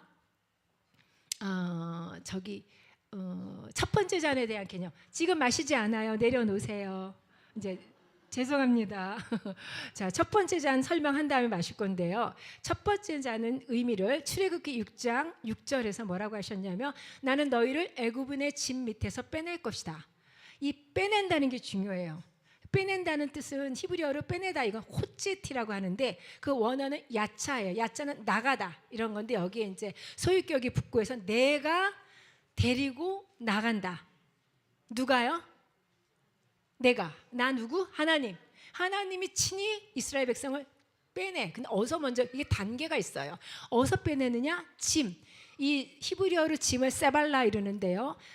이 세발라는 사발에서 온 말인데 이거는 이 짐의 성격이 뭐냐면 나랑 분리될 수 없을 정도로 밀착된 짐이야. 그러면 가장 쉬운 게 임신 상태예요. 여러분 아이를 가져보신 분들 뱃속에 아이를 떼낼 수 있었습니까? 때가 되기 전에 내 힘으로 어떻게 안 되잖아요. 내가 가는 곳에 가고 내가 화장실 가면 걔도 가, 레스토랑에 가면 걔도 가, 성경 읽으면 걔도 읽어. 이 짐이야. 사발라에서 주는 짐은 나로서는 어떻게 해볼 수 없는 짐. 그런데 누가 해 그걸? 하나님이 하셔요. 그게 첫 번째 잔의 개념이에요. 노예의 문제는요. 여러분 우리가 그루밍이란 말이 있어요. 심리적으로 이렇게 사람들을 세뇌시켜서 꼼짝 못하게 하는 거거든요. 노예는 그런 상태가 된 자들이 노예예요. 그냥 내가 오늘 좀 중노동 한다고 노예 아니에요. 그런데 하나님께서는 이스라엘이 430년 동안 그렇게 노예로 길들여졌는데 문제는 하나님은 공의의 하나님이시니까 이들이 부르짖어야만 건져내실 수 있어요. 근데 얘네들이 너무 노예에 익숙해져 갖고 부르짖지를 않는 거야. 그러니까 하나님께서는 이들을 부르짖게 할 수단을 찾으셔야 돼요. 그게 뭐예요? 고난의 가중화. 고난이 깊어지고 깊어지니까 아이고 나 죽겠습니다. 어제까지는 참지만 오늘은 못 참겠습니다. 이젠 지푸라기 좀 안 준대요. 이렇게 되는 거야. 자식을 갖다 버리래요.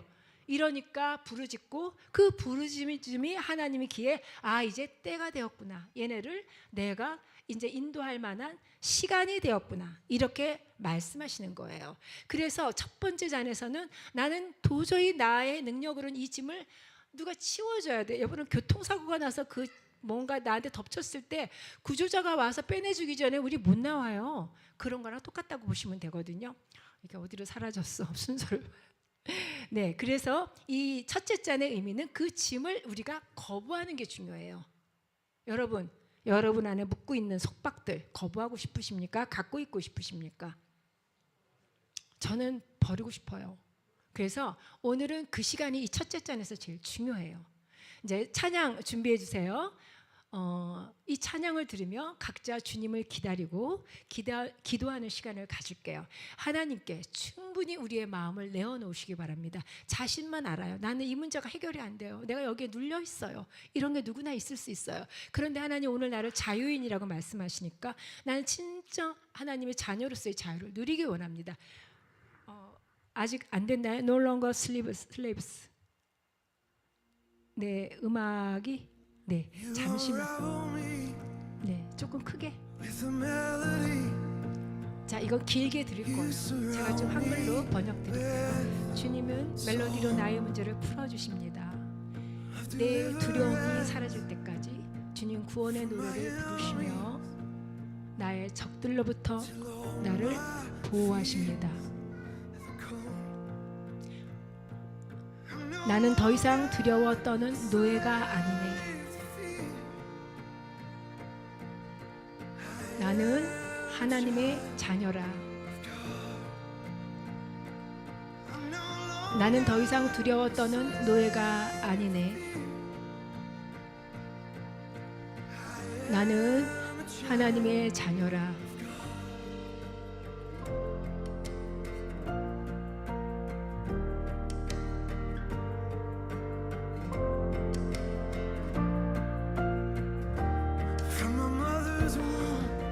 내가 어머니의 태에 있을 때부터 주님은 나를 선택하셨습니다.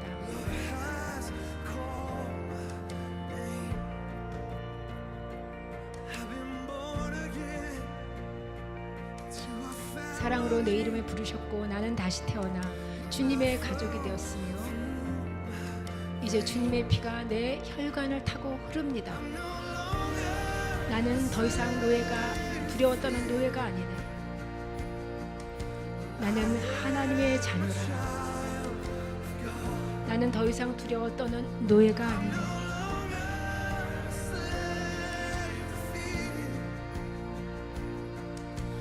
나는 하나님의 자녀라. 자, 더 끝까지 듣고 싶었는데 시간이 없어서 이 정도로 듣겠고요. 자, 여러분은 누구예요? 더 이상 노예가 아닙니다. 우리가 알면서도 속아요. 그래서 이런 것이 반복되는 건 나쁘지 않습니다. 자, 이제 첫 번째 잔을 들어서 마실 건데요. 우리가 준비된 포도주가 많지 않기 때문에 여기는 주스를 반 이상 섞었으니까 너무 염려하지 마세요. 조금 일단 마셔보는데 기쁨으로 한 잔 다 마신 느낌을 가지세요. 자, 드세요.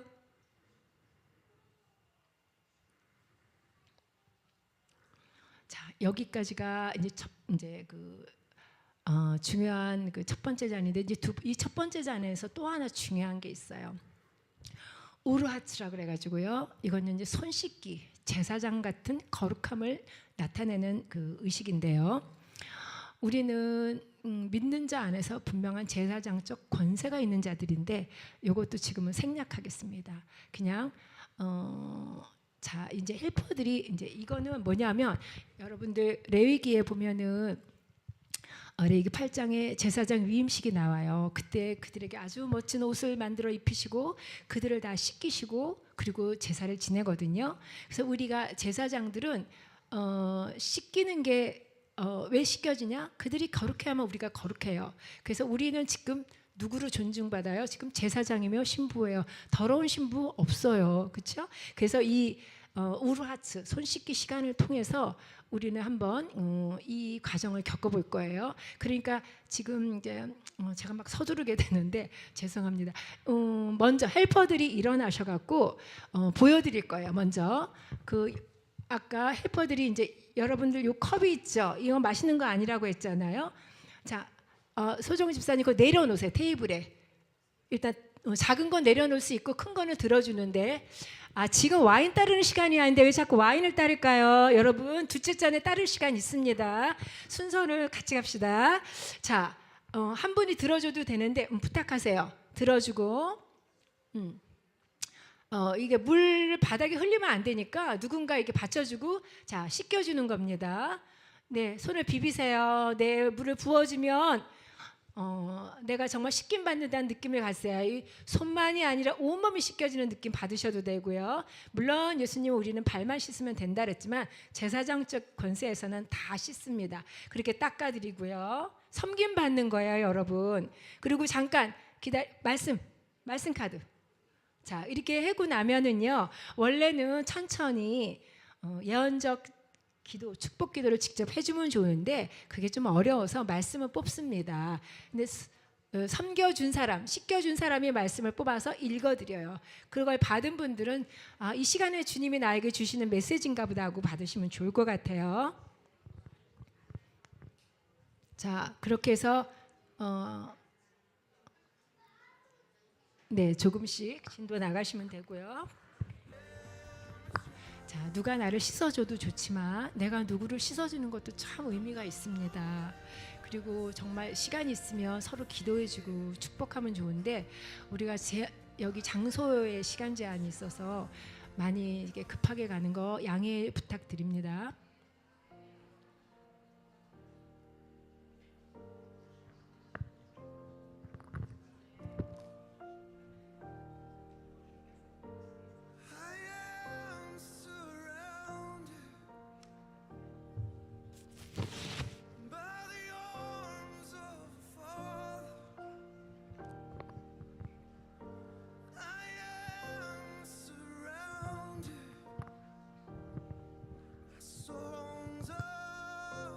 이렇게 해서 거의 다 씻으셨고 말씀도 다 받으셨죠?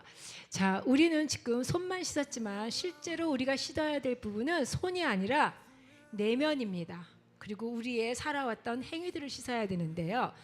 제사장 위임식에서 두 가지를 씻으라 그래요. 내장과 케라본, 내장과 그 정강이 뼈를 씻으라 그래. 카라라 그래. 여기서 제로아가 아니라 그건 카라인데 복수로 케라임인데, 이 카라가 갖고 있는 의미가 있어요. 이 정강이 뼈를 이제 그 레위기에서 이제 카라라고 할 때, 카라는 굴복하다, 항복하다는 뜻이 있어요. 여러분, 우리가 씻길 때, 주님이 우리를 씻기실 때 우리는 주님 앞에 굴복하는 거예요. 그렇죠? 내 의지 다 갖고 나 씻어, 그게 아니라 주님이 씻겨주시면 내가 다 깨끗게 됨을 믿습니다. 내가 주님 앞에 굴복합니다가 이 씻음의 핵심이거든요. 이건 세례 그거랑 다르다고 말씀드렸고, 세례는 다음번에 나올 거예요. 그래서 내장은 우리의 가장 깊숙한 곳에 보여요, 안 보여요? 안 보이는 곳, 감춰진 곳, 우리 안에 다 그런 은밀한 부분들이 있잖아요. 그것을 주님 앞에 내어드리는 거예요. 그리고 이 굴복하는 거죠. 우리가 그런 부족하고 연약하고 더러운 존재다 하고 인정하고 주님의 깨끗게 하심 앞에 우리가 순복합니다. 이런 의미가 되겠습니다. 이 씻음이 바로 위임의 시작이다, 이렇게 이해하시면 좋을 것 같고요. 여기도 이제 여기까지, 사실 이거를 좀 천천히 누리면 참 좋은 시간인데 우리에게 좀 여유가 없죠. 이제 그 다음에는 이제 파슬리와 야하츠, 그러니까 카르파스 시간인데요. 이 카르파스가 이제 쓴나물이잖아요. 근데 이 카르파스를 거꾸로 읽으면 60만의 중노동이란 뜻이 돼요.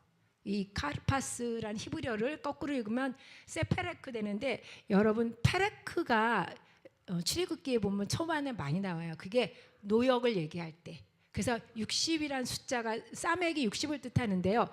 60만의 노동, 이런 의미로 그들은 이해하더라고요. 이 카르파스를 그냥 먹는 게 아니에요. 다 나름대로 뭐 뜻을 갖고 연결시켜 놨더라고요.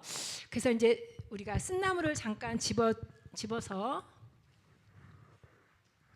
아무거나 하나 드세요. 하나 집어서 제가 잠깐 기도할게요. 바루가타 아도나이 엘로헤이노 멜렉 하올람 보레이 하 아다마, 당신은 축복을 받았습니다. 우주의 왕이신 우리 주 하나님, 땅의 열매를 맺게 하시는 분이십니다. 해서 이거를 우리가 소금물에 찍어서 우리 눈을 찔끔 감고 한번 드셔보실까요?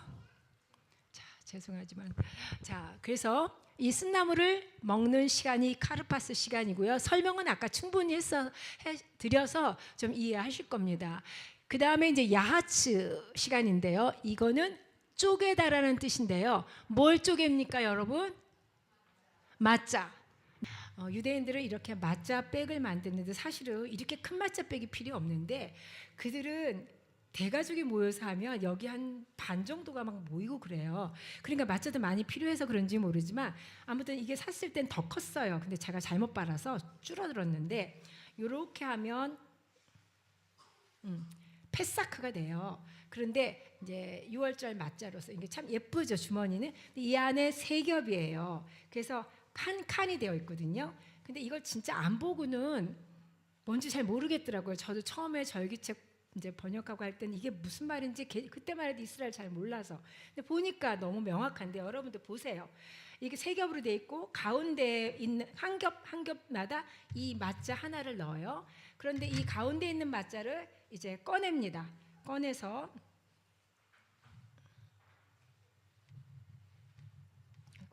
숨었어.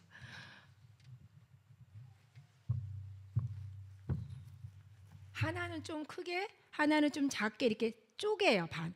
여러분들은 쪼갤 필요 없습니다. 한 사람만 해요. 이렇게 쪼개면 이게 크죠? 그리고 요거를 아피코만이라고 불러요. 따라 해볼까요? 아피코만. 이게 히브리어예요. 무슨 말이에요? 맞춰봅시다. 이거는 헬라어예요. 제가 이게 히브리어인지 알고요. 히브리어 사전을 정말 얼마나 뒤졌는지 모르는데 어느 날 구글해 보니까 헬라어더라고요. 그런데 요거를 그냥 두는 게 아니라 숨겨요. 왜 숨길까요? 자, 요거는 일종의 모시천인데요. 제가 준비한, 이게 예수님의 수위라고 생각해 보세요. 예수님이 수위에 쌓여서 감춰집니다, 무덤에. 자, 이거는 그렇게 돌아가신 주님이 언젠가 오실 거잖아요.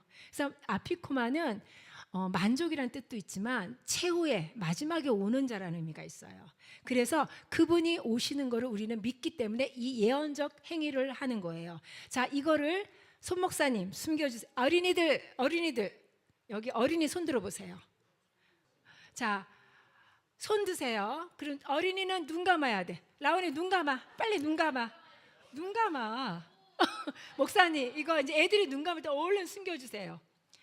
자, 이따가 식사가 끝나면 이 맞자를 찾고 이거 찾은 어린이한테는 상을 줄 거예요. 목사님, 됐다. 자, 이렇게 하고요. 더 화면이 꺼졌어. 자, 라온아 이따가 나와야 돼. 눈 계속 감고 있어. 자, 이렇게 해서 맞자를 쪼갰고 우리는 숨겼습니다. 자, 여기서 보세요. 이 절기가 누구에 관한 겁니까? 예수와예요. 하나하나 찾아가세요. 이렇게 뭐 숨은 그림 찾기 하듯이 여기서 우리는 예수님을 자꾸 찾아내야 돼요. 제가 이걸 진행하기 전에 가장 많이 한 기도가 뭐냐면, 주님, 저는 보이지 않고 예수님만 드러났으면 좋겠어요. 성령님이 임하셔서 예수님이 드러나시고 여기 오신 모든 분들이 신부의 마음을 증가되게 해주세요. 그 기도를 많이 드리고 왔거든요. 여러분 이제 맞자 숨겼고요. 이번에는 이제 출애굽 이야기를 해요. 성경에 분명히 자녀들에게 들려주라고 되어 있죠. 그래서 그들은 길고 지루하게 이 문답을 해요. 근데 우리 시간 있어요, 없어요? 그래서 우리 전혀 이거 못합니다. 그리고 아시잖아요. 우리 거의 다 아시니까. 그리고 부족한 분은 집에 가서 출애굽기를 좀 더 읽어보시고요. 그 다음에 이제 10가지 재앙으로 들어가는데요. 이 10가지 재앙을 우리가 그래도 간단하게 다 하는데 어떻게 하냐면, 전번에 이렇게 하니까 아니 내 손 더러운데 이거를 담궈요? 이러는데, 여러분 지금 씻겨졌다고 믿어야 돼요. 여기에다가 새끼손가락 드세요. 그래서 여러분 그 하가다에 보면은 초대장에 보면 10가지 재앙이 써 있어요. 그렇죠? 그래서 이렇게 찍으세요. 포도주를. 그래서 접시에 딱 이렇게 찍으세요. 네. 첫 번째 다 그렇게 찍을 때 뭐라 그러냐면 피 해보자. 시작. 피. 두 번째 찍으세요. 개구리. 그 다음에 세 번째 이. 네 번째 파리. 다섯 번째 가축의 역병. 여섯 번째 종기.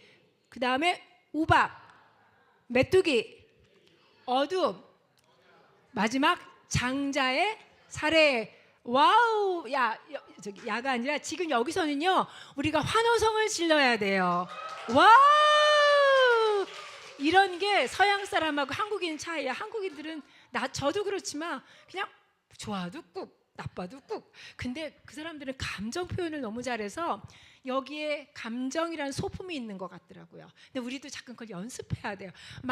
우리 만일에 우리를 그렇게 힘들게 하는 북한 공산주의 실체가 사라지고 우리 남북이 통일되면 우리 얼마나 춤추고 좋아하겠어요. 그런 느낌을 우리가 갖도록 노력해야 되거든요. 그런데도 주님은 또 이런 말씀도 하세요. 내 원수가 넘어질 때 기뻐하지 말고 그가 넘어질 때 내 마음이 즐거워하지 말라. 즉 나 좋은 일이 남에게 해가 되는 일은 없게 해야 된다는 거죠. 그래서 항상 원수가 잘못될 때 토라이 있잖아요. 원수의 나귀가 구덩이에 빠졌으면 반드시 도와줘서 일으켜줘라. 근데 우리 너 그때 나한테 잘못했지? 고소하다? 이러면 우리가 덜 된 거죠 아직. 이제 그렇게 이해를 하시고 여기도 이제 넘어갈게요. 자, 이제는 두 번째 잔으로 들어가요. 우리가 두 번째 잔까지 해야 식사를 하는데요. 저는 숨차게 달려갑니다.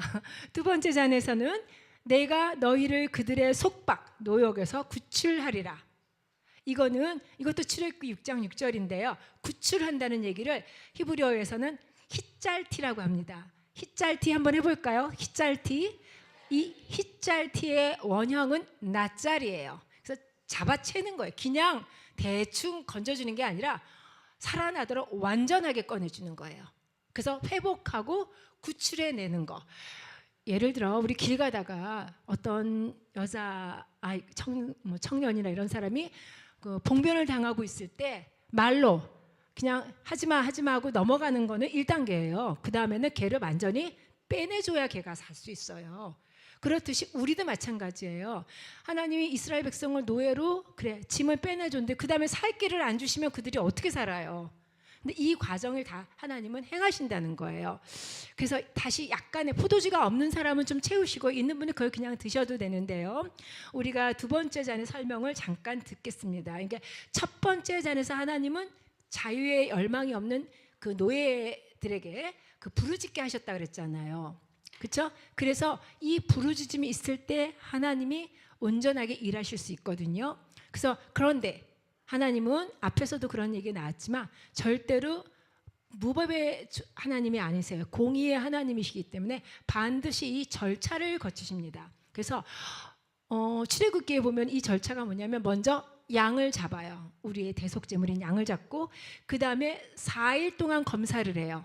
문에 매달아 놓고. 그러면 애들은 그 검사받을 양 보고 얼마나 재밌게 잘 놀았을까요? 이런 애들이 자기 집 앞에 양이 있으면 희생양이 될 줄 모르고 막 좋아서 관계를 맺었을 거예요. 우리도 그렇게 어린아이와 같이 주님과 관계를 맺으면서 친밀함으로 나가야 되거든요. 그 다음에 황혼역에 죽이고 문설주에 피를 바르고 그리고 반드시 구워 먹습니다. 그때 당시 이방인들은 삶아 먹기도 하고 생걸로도 먹었어요. 하나님이 제사법을 주신 거는 이스라엘 백성으로 하여금 하나님 백성다운 방법을 가르쳐 주신 거예요. 그래서 우리는 그 통로 안에서 일하는 거거든요. 그래서 그 밤에 애굽 땅에 두루다니며 사람이나 짐승을 막론하고 애굽 땅에 있는 모든 처음 난 것을 다 치고 애굽의 모든 신을 내가 심판하리라. 나는 여호와라. 내가 애굽 땅을 칠 때 그 피가 너희가 사는 집에 있어서 너희를 위하여 표적이 될지라. 내가 피를 볼 때에 너희를 넘어가리니 재앙이 너희에 내려 멸하지 아니하리라 하셨는데요. 여기서 우리는 문설주에 바른 거에 너무 집착하는데요. 이 문지방 언약이라는 게 있어요. 작년에도 설명을 했는데 한 번 더 안 들으신 분이 여기 너무 많으니까 설명을 드리면 이게 문지방 언약은요 사막의 불문율이에요. 그러니까 그 당시에는 어떤 성문화된 법이 없을 때 그들만의 그 불문율이 법으로 지켜지는 게 있는데 광야의 밤은 너무 무서워요. 강도도 많지만 또 이렇게 야생, 정갈이나 막 무서운 독충도 있고 그러니까 광야의 밤에 어떤 보호막이 없는 곳에 그냥 두면 너 죽어라예요. 그래서 광야에서는 그 천막이지만 그들에게도 입구는 있잖아요. 그러니까 거기 문지방이 어떻게 설명하면 좋을까? 자, 텐트를 한번 이렇게 그려보세요.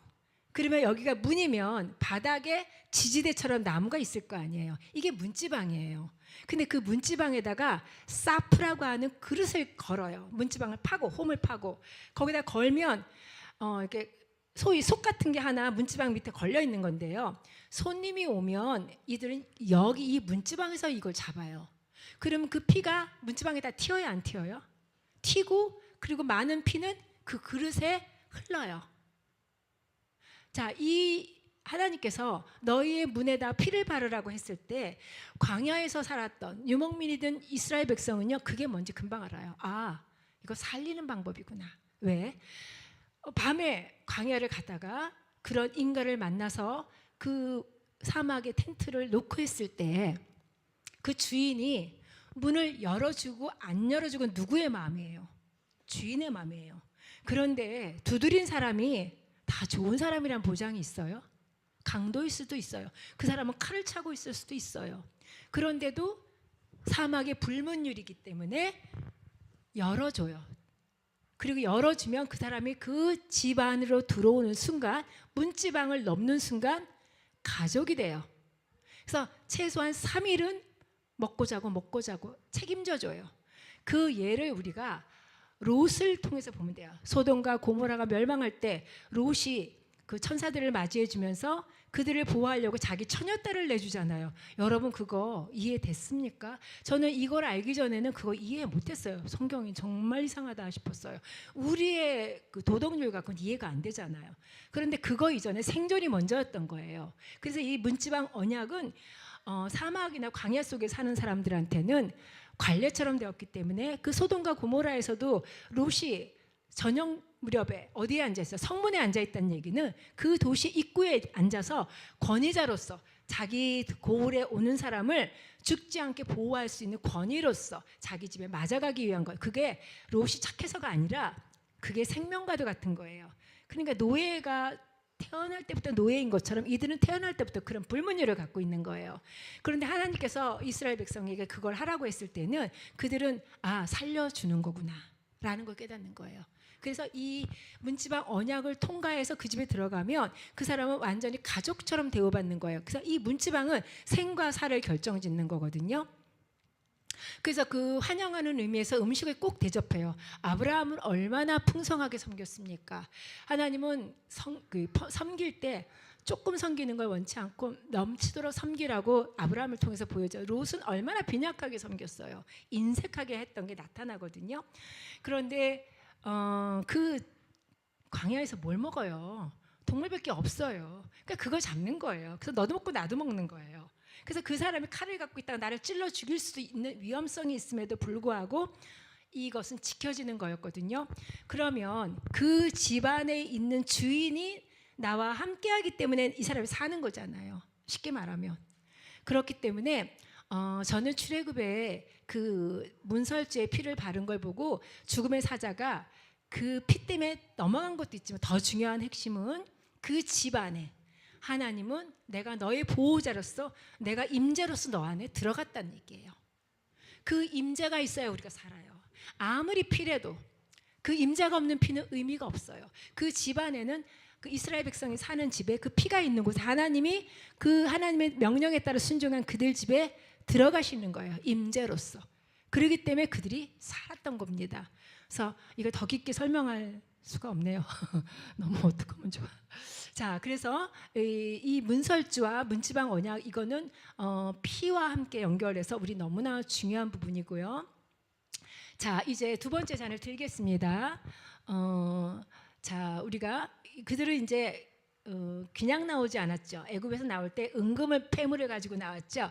그거를 어떻게 상징을 하냐면요, 이 잔은 그 치유의 능력이 있는 걸로 해석하더라고요. 그러니까 그들은 비틀거리는 자가 하나도 없었고 아픈 자도 없고 옷이 작아서 뭐 이런 사람이 없었다 그러잖아요. 그만큼 우리는 하나님의 보혈의 능력, 그 구원의 능력 안에서는 우리의 문제가 해결됐다는 거예요. 그 여러분 각자 그런 마음을 좀 받으시고 두 번째 잔을 잠깐 마실 거예요. 잠깐 각자 기도를 잠깐 합니다. 그리고 조금 입을 축이세요.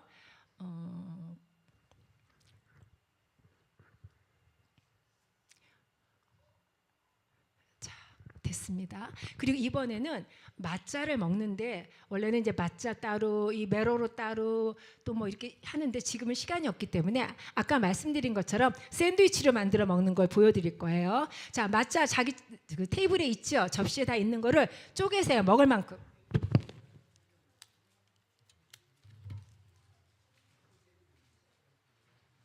두 개 해서 이 야채 조금 하고 젓가락이 안 보이는데 이 하로셋을 여기다 얹으세요. 맛자 위에다가 이 쓴나물 하나, 하로셋 좀 덜어서 젓가락으로, 그리고는 다시 맛자로 이렇게 덮으세요. 자, 죄 없는 맛자가, 깨끗한 맛자가 이 모든 것을 막아줍니다. 자, 이렇게 샌드위치로 즐기세요, 여러분. 네.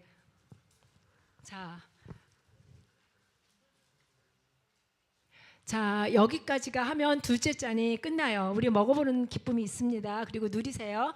여기까지가 됐고 이제는 식사 시간입니다. 헬퍼들 얼른 부지런히. 자, 헬퍼들이 음식을 나눠줄 텐데요. 여러분, 그 김밥은 2줄 정도 드시는데 양이 적은 분은 1줄 드셔도 되고요. 그 다음에 치킨은 그 헬퍼들이 접시에 조금씩 나눠드릴 겁니다. 그리고 저 샐러드 통은 하나씩 나눠드리면 드시면 돼요. 우리가 막 풍성하게 막 넘치게 하면 좋은데 그럴 시간도 없고 여력도 없습니다. 우리가 음식을 오래 먹을 틈도 없기 때문에 그 정도로 하시면 좋겠고요.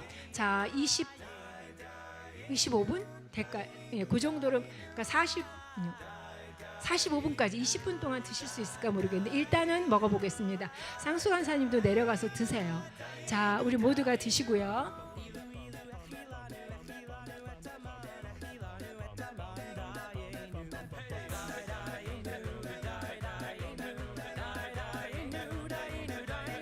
샐러드 1인당 1개씩입니다.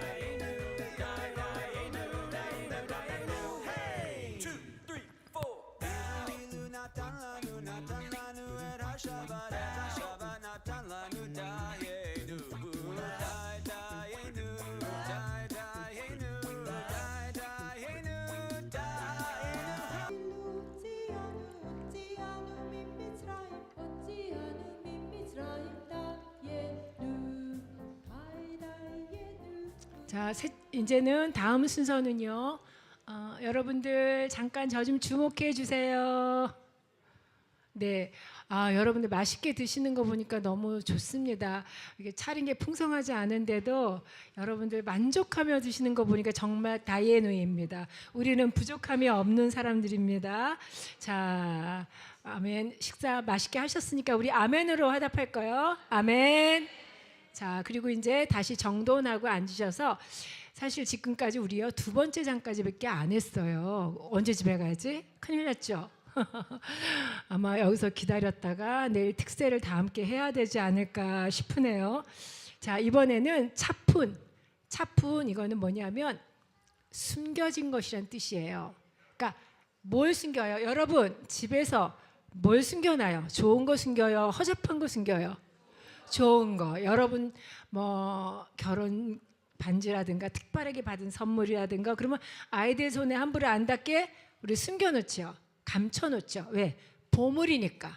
여러분들 각자 나만의 알고 있는 보물들 다 갖고 계세요?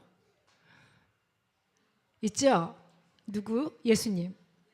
네, 아멘. 자, 우리가 보물처럼 소중히 간직해서 숨겨진 것을 이제는 찾는 거예요. 그 주님이 영원히 안 오시면 어떻게 해요? 오셔야 돼요? 안 오셔야 돼요? 오셔야 돼요. 그래서 우리가 이 주님이 오실 거를 대비해서 찾는 연습을 할 겁니다. 이건 이제 6월절 어린 양으로 간직되어지신 구속주를 찾는 그런 시간인데요. 이거는 우리가 아이들에게 이 시간을 줍니다. 여러분 어린이들 너무 우리는 이번에 어린이가 적은데 일어나 봅시다. 근데 어른 중에서도요, 나도 어린이야 하는 사람 일어나도 돼요. 나 아직 어린이야, 어린이 되고 싶어 하는 분은 같이 일어서세요. 자, 맞아. 라온이 최고. 라온이 또 한번 어린이 나와. 여기 나와. 자, 쓰세요 앞으로. 얘는요 작년에 이걸 봤어요. 그러니까 뛰어나오고 하는 거예요. 선물 주는 것도 얘는 아는 거예요. 라온이 작년에 봤지? 일단 끄덕끄덕 하는 거야. 기억 안 나도. 알았지? 자, 2명밖에 없어요. 아우 안 되겠다. 저기 안경 쓴 그러세요. 자, 더 있으면 좋은데 2명이니까 경쟁이 없네. 뭐 50대 50. 그렇죠? 자, 지금부터 아까 선교사님이 감춰놓은 맞자 봤어? 기억나? 자, 어디 있을까? 눈 감아서 못 봤지? 시작. 찾아. 빨리. 찾는 사람은 상품 준다. 빨리 찾아봐. 어디에 있을까? 한번 보세요. 라온이는 어디로 뛰어갈까? 자, 힌트를 주세요. 아이들이 어떻게 이 넓은 데 마냥 뒤져요. 쟤네 계속 뛰기만 한단 말이야. 자, 아빠하고 나하고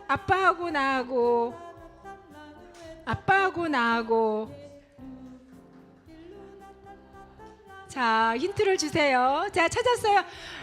어떻게 우리 라온이 다 나오세요. 자, 어린이가 2밖에 없으니까 직접 여기서 선물 줄게요. 목사님 선물 주세요. 같이 라온이랑 같이 올라와. 일로 올라와. 라온아 올라와. 자,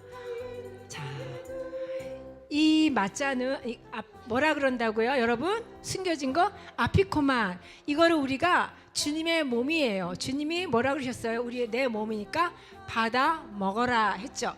우리 이걸 다 나눠 먹을 거예요. 어떻게 나누느냐? 제가 손 목사님한테 미션을 드렸으니까 여러분 조금 기다리면 나눠질 것입니다. 자, 이거는 일단 라온아 이거 아빠 드려. 라온아 아빠 드려. 그리고 두 손으로 아빠. 그렇지, 잘하네. 자, 그리고 이 찾은, 아니 라온아 이리 와. 자, 이걸 찾은 이 어린이 박수. 박수. 자, 그리고 라온이는 얼마나 열심히 뛰었어요. 박수. 고맙습니다. 인사하고 갈까 우리? 라온이도 인사해. 그렇지. 자, 작년에는 한 열 몇 명 왔던 것 같아요, 어린이들이. 그래도 우리 손 목사님이 너무나 사랑이 많아서 상품 다 줬습니다. 자, 이렇게 해서 차푼, 우리가 이걸 아이들이 대신 찾았지만 어린아이와 같은 사람, 그 마음을 가진 자가 이걸 찾는 거거든요. 우리가 순전한 어린아이의 마음이 없으면 주님을 얻기가 어려워요. 그러니까 지금 애들이 대신했지만 우리 마음 안에서 나도 저렇게 정말 잡을 듯이 주님을 만나고 싶다, 이렇게 소망하는 여러분 되시기 바랍니다. 자, 이제 차푼은 이제 셋째 잔으로 들어가는 거거든요. 그래서 이 셋째 잔은 저녁 식사 이후에 하는, 아까 누가 물어보셨는데 이렇게 하다가 밥 먹냐 그러는데 맞아요. 이들은 그렇게 하더라고요. 그리고 그 사람들도 먹는 거 좋아하니까 끝까지 하고는 아마 밤을 샐 것 같으니까 미리 먹었을지 모르겠는데 여하간 둘째 잔하고 먹고, 우리는 또 육의 것도 채워야 사는 인간이잖아요. 그래서 이제 셋째 잔에서 주는 의미가 크게 두 가지가 있어요. 그래서 그 셋째 잔에서는 뭐라고 출애굽기 6장 6절에 내가 너희를 속량 구속하리라 그러거든요. 뭐 한다고요? 속량 또는 구속하는데 이걸 히브리어로 가알티래요. 가알티. 여러분 이 말 어서 들어본 듯 하지 않으세요? 가알이란 말에서 왔거든요. 가알이 뭐예요? 고엘, 입양, 그 말하고 같아요. 그러니까 물으는 거예요. 값을 주고 물으는 거예요. 대사하는 거예요. 우리 예수님께서 예수님 자신을 주시면서 우리의 값이 되셨죠. 그 값이 되신 분이 이제 셋째 잔에서 내가 너를 돈 주고 샀다는 거예요. 왜? 신부 삼기 위해서. 그냥 또 노예시키려고 샀나요? 아니에요. 또 노예시키면 그냥 애굽의 노예가 낫지 가나안의 노예보다. 애굽은 먹을 거는 많거든요. 날씨도 낮고. 그런데 하나님께서 이제 내가 너를 값주고 산 거는 내가 너를 신부 삼기 위해서다. 이해하시죠? 동의하시죠? 자, 그래서 이 가알, 이거는 친척이 된다, 가족이 된다. 그래서 또 값을 배상하다, 무르다, 이런 의미가 있어요. 저는 이번에 이거 준비하면서 룻기를 생각하면서, 룻기가 어쩌면 이렇게 세대를 3번, 4번의 자네 개념하고 쭉 가는데 아쉽습니다. 나눌 시간은 없고요. 한번 집에 가서 읽어보시면서 한번 연결해 보세요. 근데 이제 그 구속한다란 자체가, 우리는 구속하면 이게 주님의 뜻이 없을 때는 여러분 구속됐다 그러면 뭐가 돼요? 우리 철창신세지는 거잖아요. 저는 처음에 이 말이 참 힘들었어요. 구속한다? 그런데 나는 주님 때문에 자유케 되는데 구속한다 그러거든요. 근데 이거는 내가 이전에 어떤 존재였는지 잘 인식하지 못할 때 그런 거예요. 이전에 내가 자유인이 아니었기 때문에 그 상태에서 되살고 구속하는 거거든요. 그런데 우리가 내가 원래 하나님에 대한 어떤 그 메시지가 깊지 않으면 내가 원죄, 죄인이라는 거에 대한 게 약하잖아요. 내가 이렇게 자유롭게 잘 사는데 뭔 내가 노예였어? 이렇게 생각할 수 있거든요. 그런데 우리는 분명히 사단, 세상, 그리고 죄의 노예였거든요. 그거를 해결하신 분이 누구? 예수님이잖아요. 근데 그분이 기냥한 게 아니라는 거죠. 주님의 몸을 주고 값을 주고 우리는 산 것 된 사람들인 거죠. 그래서 이 셋째 잔에서 대사다는 의미는 반드시 우리가 기억할 중요한 메시지가 되는데요. 또 하나는 셋째 잔에서 우리가 중요한 건 약혼의 잔입니다. 이스라엘의 결혼에선 단계가 있다 그랬죠. 그런데 아까 말씀드린 것처럼 신랑이 청혼을 했고, 그래서 이제 잔을 받았으면 그때부터 약혼녀가 돼요. 그런데 우리는 약혼을 좀 가볍게 여기고 또 쉽게 파한다고 생각을 좀 하거든요. 뭐 결혼도 많이 파하니까. 그런데 히브리 개념에서요, 약혼은 결혼과 동일한 의미를 가져요. 그렇게 우리가 생각하기에 그냥 약혼이야, 그냥 대강 약속한 거야, 말한 거야, 이 정도가 아니라 거의 동일한 그 개념이 한 집에서 한 가족으로 사는 단계는 아직 안 갔지만 가족과 신부가 된 결혼한 것과 거의 같은 의미예요. 그래서 셋째 짠이 주는 의미는 이 약혼자로서의 이 신부가 형성된 거예요. 처음엔 짐을 빼냈죠. 그렇죠? 그리고 나서 속량하고 이제는 완전하게 신부로 값으로 치러진 자예요. 신랑이 그 신부에게 가져갈 때 모하르라는 걸 가져가죠. 모하 또는 모하르 이렇게 발음하는데 그거는 그 예물이라는 뜻도 있지만 값이라는 의미도 돼요. 그러니까 이거는 신부의 그 장인한테 주는 건데 그 값이 많을수록 부자가 되겠죠. 그리고 신부가 귀할수록 어때요? 많이 주잖아요. 예수님을 주셨는데 우리는 얼마나 귀한 자입니까? 안 그래요? 실제적으로 이스라엘 사람들은 이렇게 그 신랑이 그 모화를 많이 갖고 오면요, 여기다가 일부는 아버지가 갖지만 일부는 신부를 줘요. 그러면 그 여기다가 이렇게 그 목걸이처럼 꿰어서 차기도 하고요, 머리띠처럼 두르기도 한대요. 그러다가 남편이 유고시에 어려워졌을 때, 남편이 없거나 뭐 사라졌거나 이럴 때 생활비가 없을 때 그걸로 일시적으로 쓴대요. 그러면 그걸 많이 갖고 온 신랑은 신부에게 살아갈 자금을 많이 준 훌륭한 신랑이 되겠죠.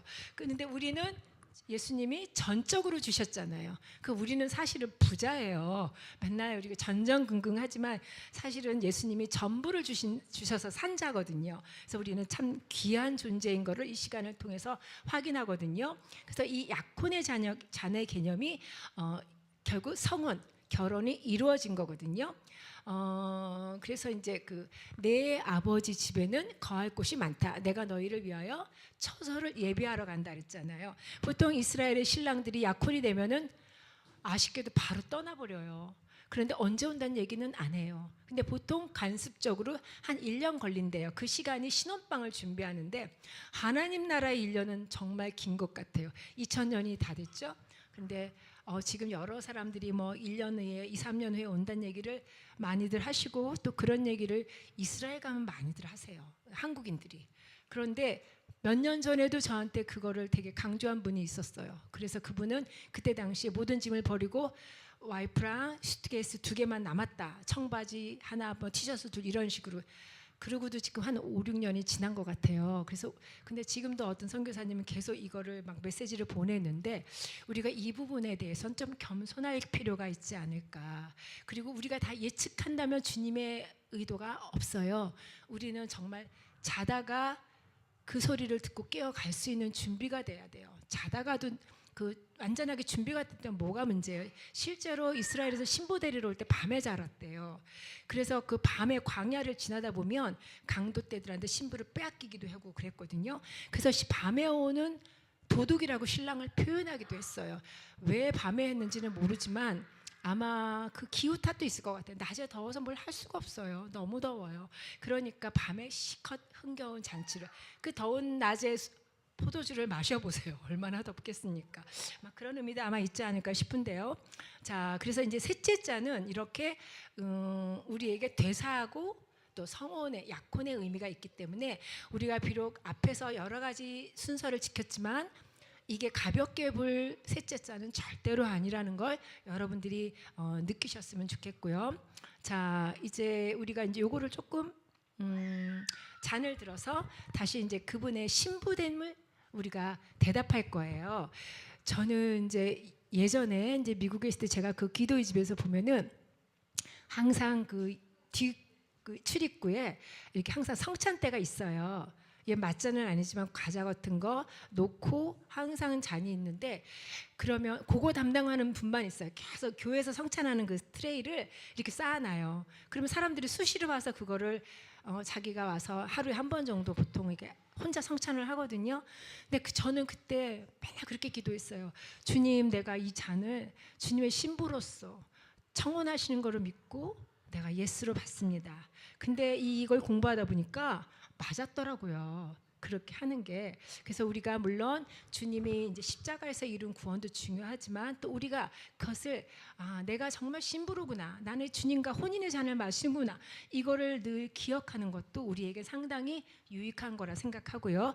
이 세 번째 잔을 우리가 받을 때 우리가 그분의 신부됨을 기억해야 돼요.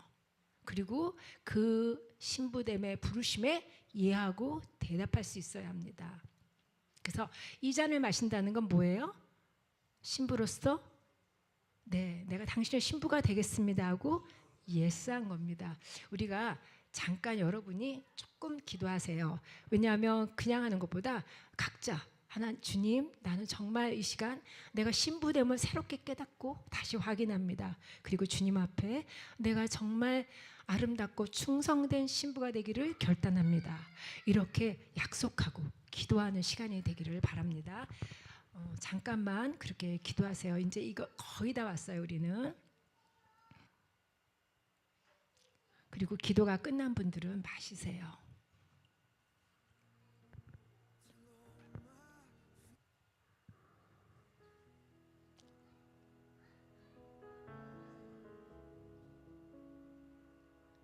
자, 되셨을까요?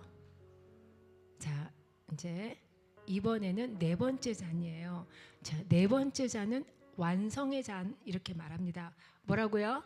완성의 잔. 여러분, 신부라는 이름 칼라에는 그 완성됐다는 뜻이 있어요. 그런데 진짜는요, 성경의 칼라라는 그 신부라는 용어를 그 사라한테 제일 처음에 쓰는데 그 원뜻을 들여다보면 완성되지 않았는데 완성됐다고 여겨주는 의미가 있어요. 그러니까 우리는 완성됐어요? 우리 부족해요. 그런데 주님이 내가 너를 신부로서 완성되었다고 인정한다는 거고, 우리가 거기에 동의할 때 능력이 있습니다. 이 네 번째 잔은 완성의 잔인데, 그러면 주님이 오셨습니까? 신랑은 오셨습니까? 아직 안 오셨죠. 안 오셨죠. 그런데 우리는 이것을 예언적으로 받아들이는 거죠. 그래서 이거를 마시기도 하고 안 마시기도 하는 거예요. 마시고 싶은 사람은 마셔도 되고, 나는 믿음으로 받아서 마실 거야 해도 되고요. 아니면 나는 오실 때까지 주님처럼 기다릴 거야 라고 하셔도 됩니다. 그래서 우리의 목적지가 어딘지를 보여주는 잔이 이 네 번째 잔이에요. 우리의 목적지 어디라고 처음에 절기 얘기할 때 있을까요? 신부. 여러분, 샬롬을 이뤄서 신부가 되는 거죠. 그래서 이 목적지는 우리가 신부됨이에요. 그래서 이 네 번째 잔에서 우리는 내가 미래에 정말 주님과 어떤 모습으로 완성된 신부가 될지는 나는 모르지만 주님이 온전케 해주실 걸 믿는 거죠. 에덴에서 온전함이 깨졌다고 했잖아요. 그래서 우리는 그 온전함을 주님이 우리를 통해서 이루어가심을 믿고 받아들이는 거예요. 동의가 되시나요? 이 네 번째 잔에서 출애굽 6장 7절의 말씀인데요. 이거는 내가 너희를 내 백성으로 삼고 나는 너희의 하나님이 되리라 그랬거든요. 여기서 내 백성이라고 했지만 이 말에는 신부를 말하는 거예요. 그래서 여기서 라카크란 말 쓰거든요. 라카크티예요. 이게 내가 내 백성을 삼는다는 건 내가 삼는 거. 근데 원형은 라카크인데요. 라카크란 말은 물론 여러 가지 의미가 있지만 그 중에서 그 장가들다, 신부에게 결혼하다, 취하다, 아내를 취하다, 그 의미가 있어요. 그래서 이 여기에서 주님이 성경 히브리어의 라카크를 쓰신 거는 이제 결혼으로 완성되어지는 것을 출애굽 6장 7절에서 말씀해 주시는 겁니다. 이해가 되시죠? 네, 그래서 이거는 남편의 입장, 신랑의 입장에서는 장가 드는 거고 또는 아내를 취하는 게 됩니다. 여러분 취한 바 되셨습니까? 신랑에게 취한 바 된 신부들이 맞으십니까? 네, 아멘. 그래서 주님은 그러셨어요. 그러나 너희에게 이르노니 내가 포도나무에서 난 것을 이제부터 내 아버지의 나라에서 새 것으로, 어떤 것으로? 새 것으로 너희와 함께 마시는 날까지 마시지 아니하리라 하시니라. 자, 여러분 어떻게 결정하셨어요? 마시기를 결정하신 분 손 들어보세요. 아멘. 또 안 마시기로 한 사람들 손 들어보세요. 자, 그거는 선택입니다. 여러분 지금 그 일을 행하십시오. 그래서 우리는 노예에서 아들로, 왕 같은 제사장으로, 마침내 신부로 이 구원의 내잔에 다 왔습니다. 이 구원의 내잔의 여정을 우리는 걸어왔습니다. 여러분 힘드셨죠? 안 힘드세요? 누구야? 손 들어보세요. 저는 힘들 것 같아요. 왜냐하면 제가 요새 좀 너무 무리해서, 이게 저한텐 자세하게 말하면 4번째 세대래요. 올해 집에서 가볍게 했고, 또 한번 저쪽 가정에 가서 했고, 그때 3시간 반 이상 했거든요. 그리고 우리 또 어디지? 순복음교회 가서 또 누렸고요. 이번에 하니까 체력이 너무 많이 소진되는 걸 느껴요. 그런데 또 하다 보니까 하나님 힘 주셔갖고 지금은 목에 걸리는 거 없이 괜찮네요. 감사합니다. 그래서 우리는 이제 4번째까지 다 왔습니다. 마지막에 이제 뭘 하느냐? 할렐, 주님을 찬양하라. 한 손 듭시다, 여러분. 주님을 찬양하라. 그분은 다시 오실 것입니다. 유대인 남자로서 성경적 계절에 아름다운 신부를 위해 유대인과 이방인 그리고 한 세 사람을 위하여 오실 것입니다. 할렐루야. 그리고 유대인들은 내년에는 예루살렘에서 이렇게 얘기하거든요. 그런데 이거는 아무래도 그들이 디아스포라가 됐기 때문에 그러는데, 우리는 그들을 위해서 내년에는 예루살렘에서 해도 좋고요. 또 우리는 이제 그 이스라엘에서 건배할 때 쓰는 말이 라카임이에요. 그 생명을 위하여라는 말이에요. 누구의 생명? 나의 생명. 이웃의 생명을 위하여. 우리가 안 마셔도 좋으니까 한번 우리 건배해 볼까요?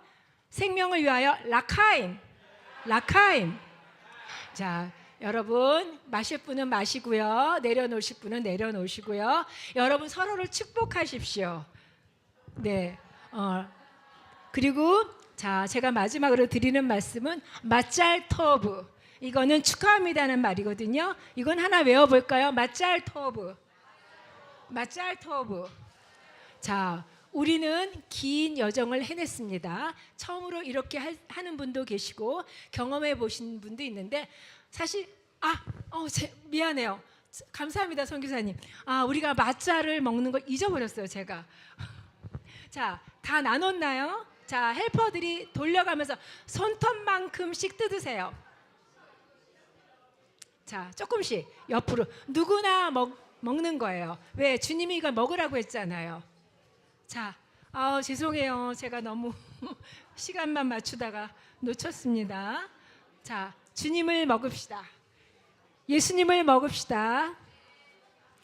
우리가 먹는 게 우리를 형성합니다. 우리는 예수님을 먹었으니까 이제 예수님을 닮아갈 겁니다. 아멘. 자, 먹고 우리 다 같이 박수. 할렐루야. 자, 마짤토브. 자, 우리는 이렇게 친구와 또는 가족, 여러 우리 함께 하신 사람들과 함께, 하나님과 함께 우리는 이 긴 여행을 왔습니다. 하나님은 우리로 인해서 아주 많이 기뻐하셨을 거예요. 여러분 그렇지 않을까요? 우리는 분명히 왕의 식탁에서 초대받은 귀한 자들입니다. 아멘. 자, 오늘 여기까지 하고요. 부족한 부분은 나중에 기회가 있으면 또 더 첨가되고 증가시킬 수 있을 걸로 믿습니다. 여러분의 신부됨이 증가된 밤입니까? 아멘. 자, 목사님 우리 호두호두하고 마무리할까요? 자, 함께 찬양하실 수 있는 분들.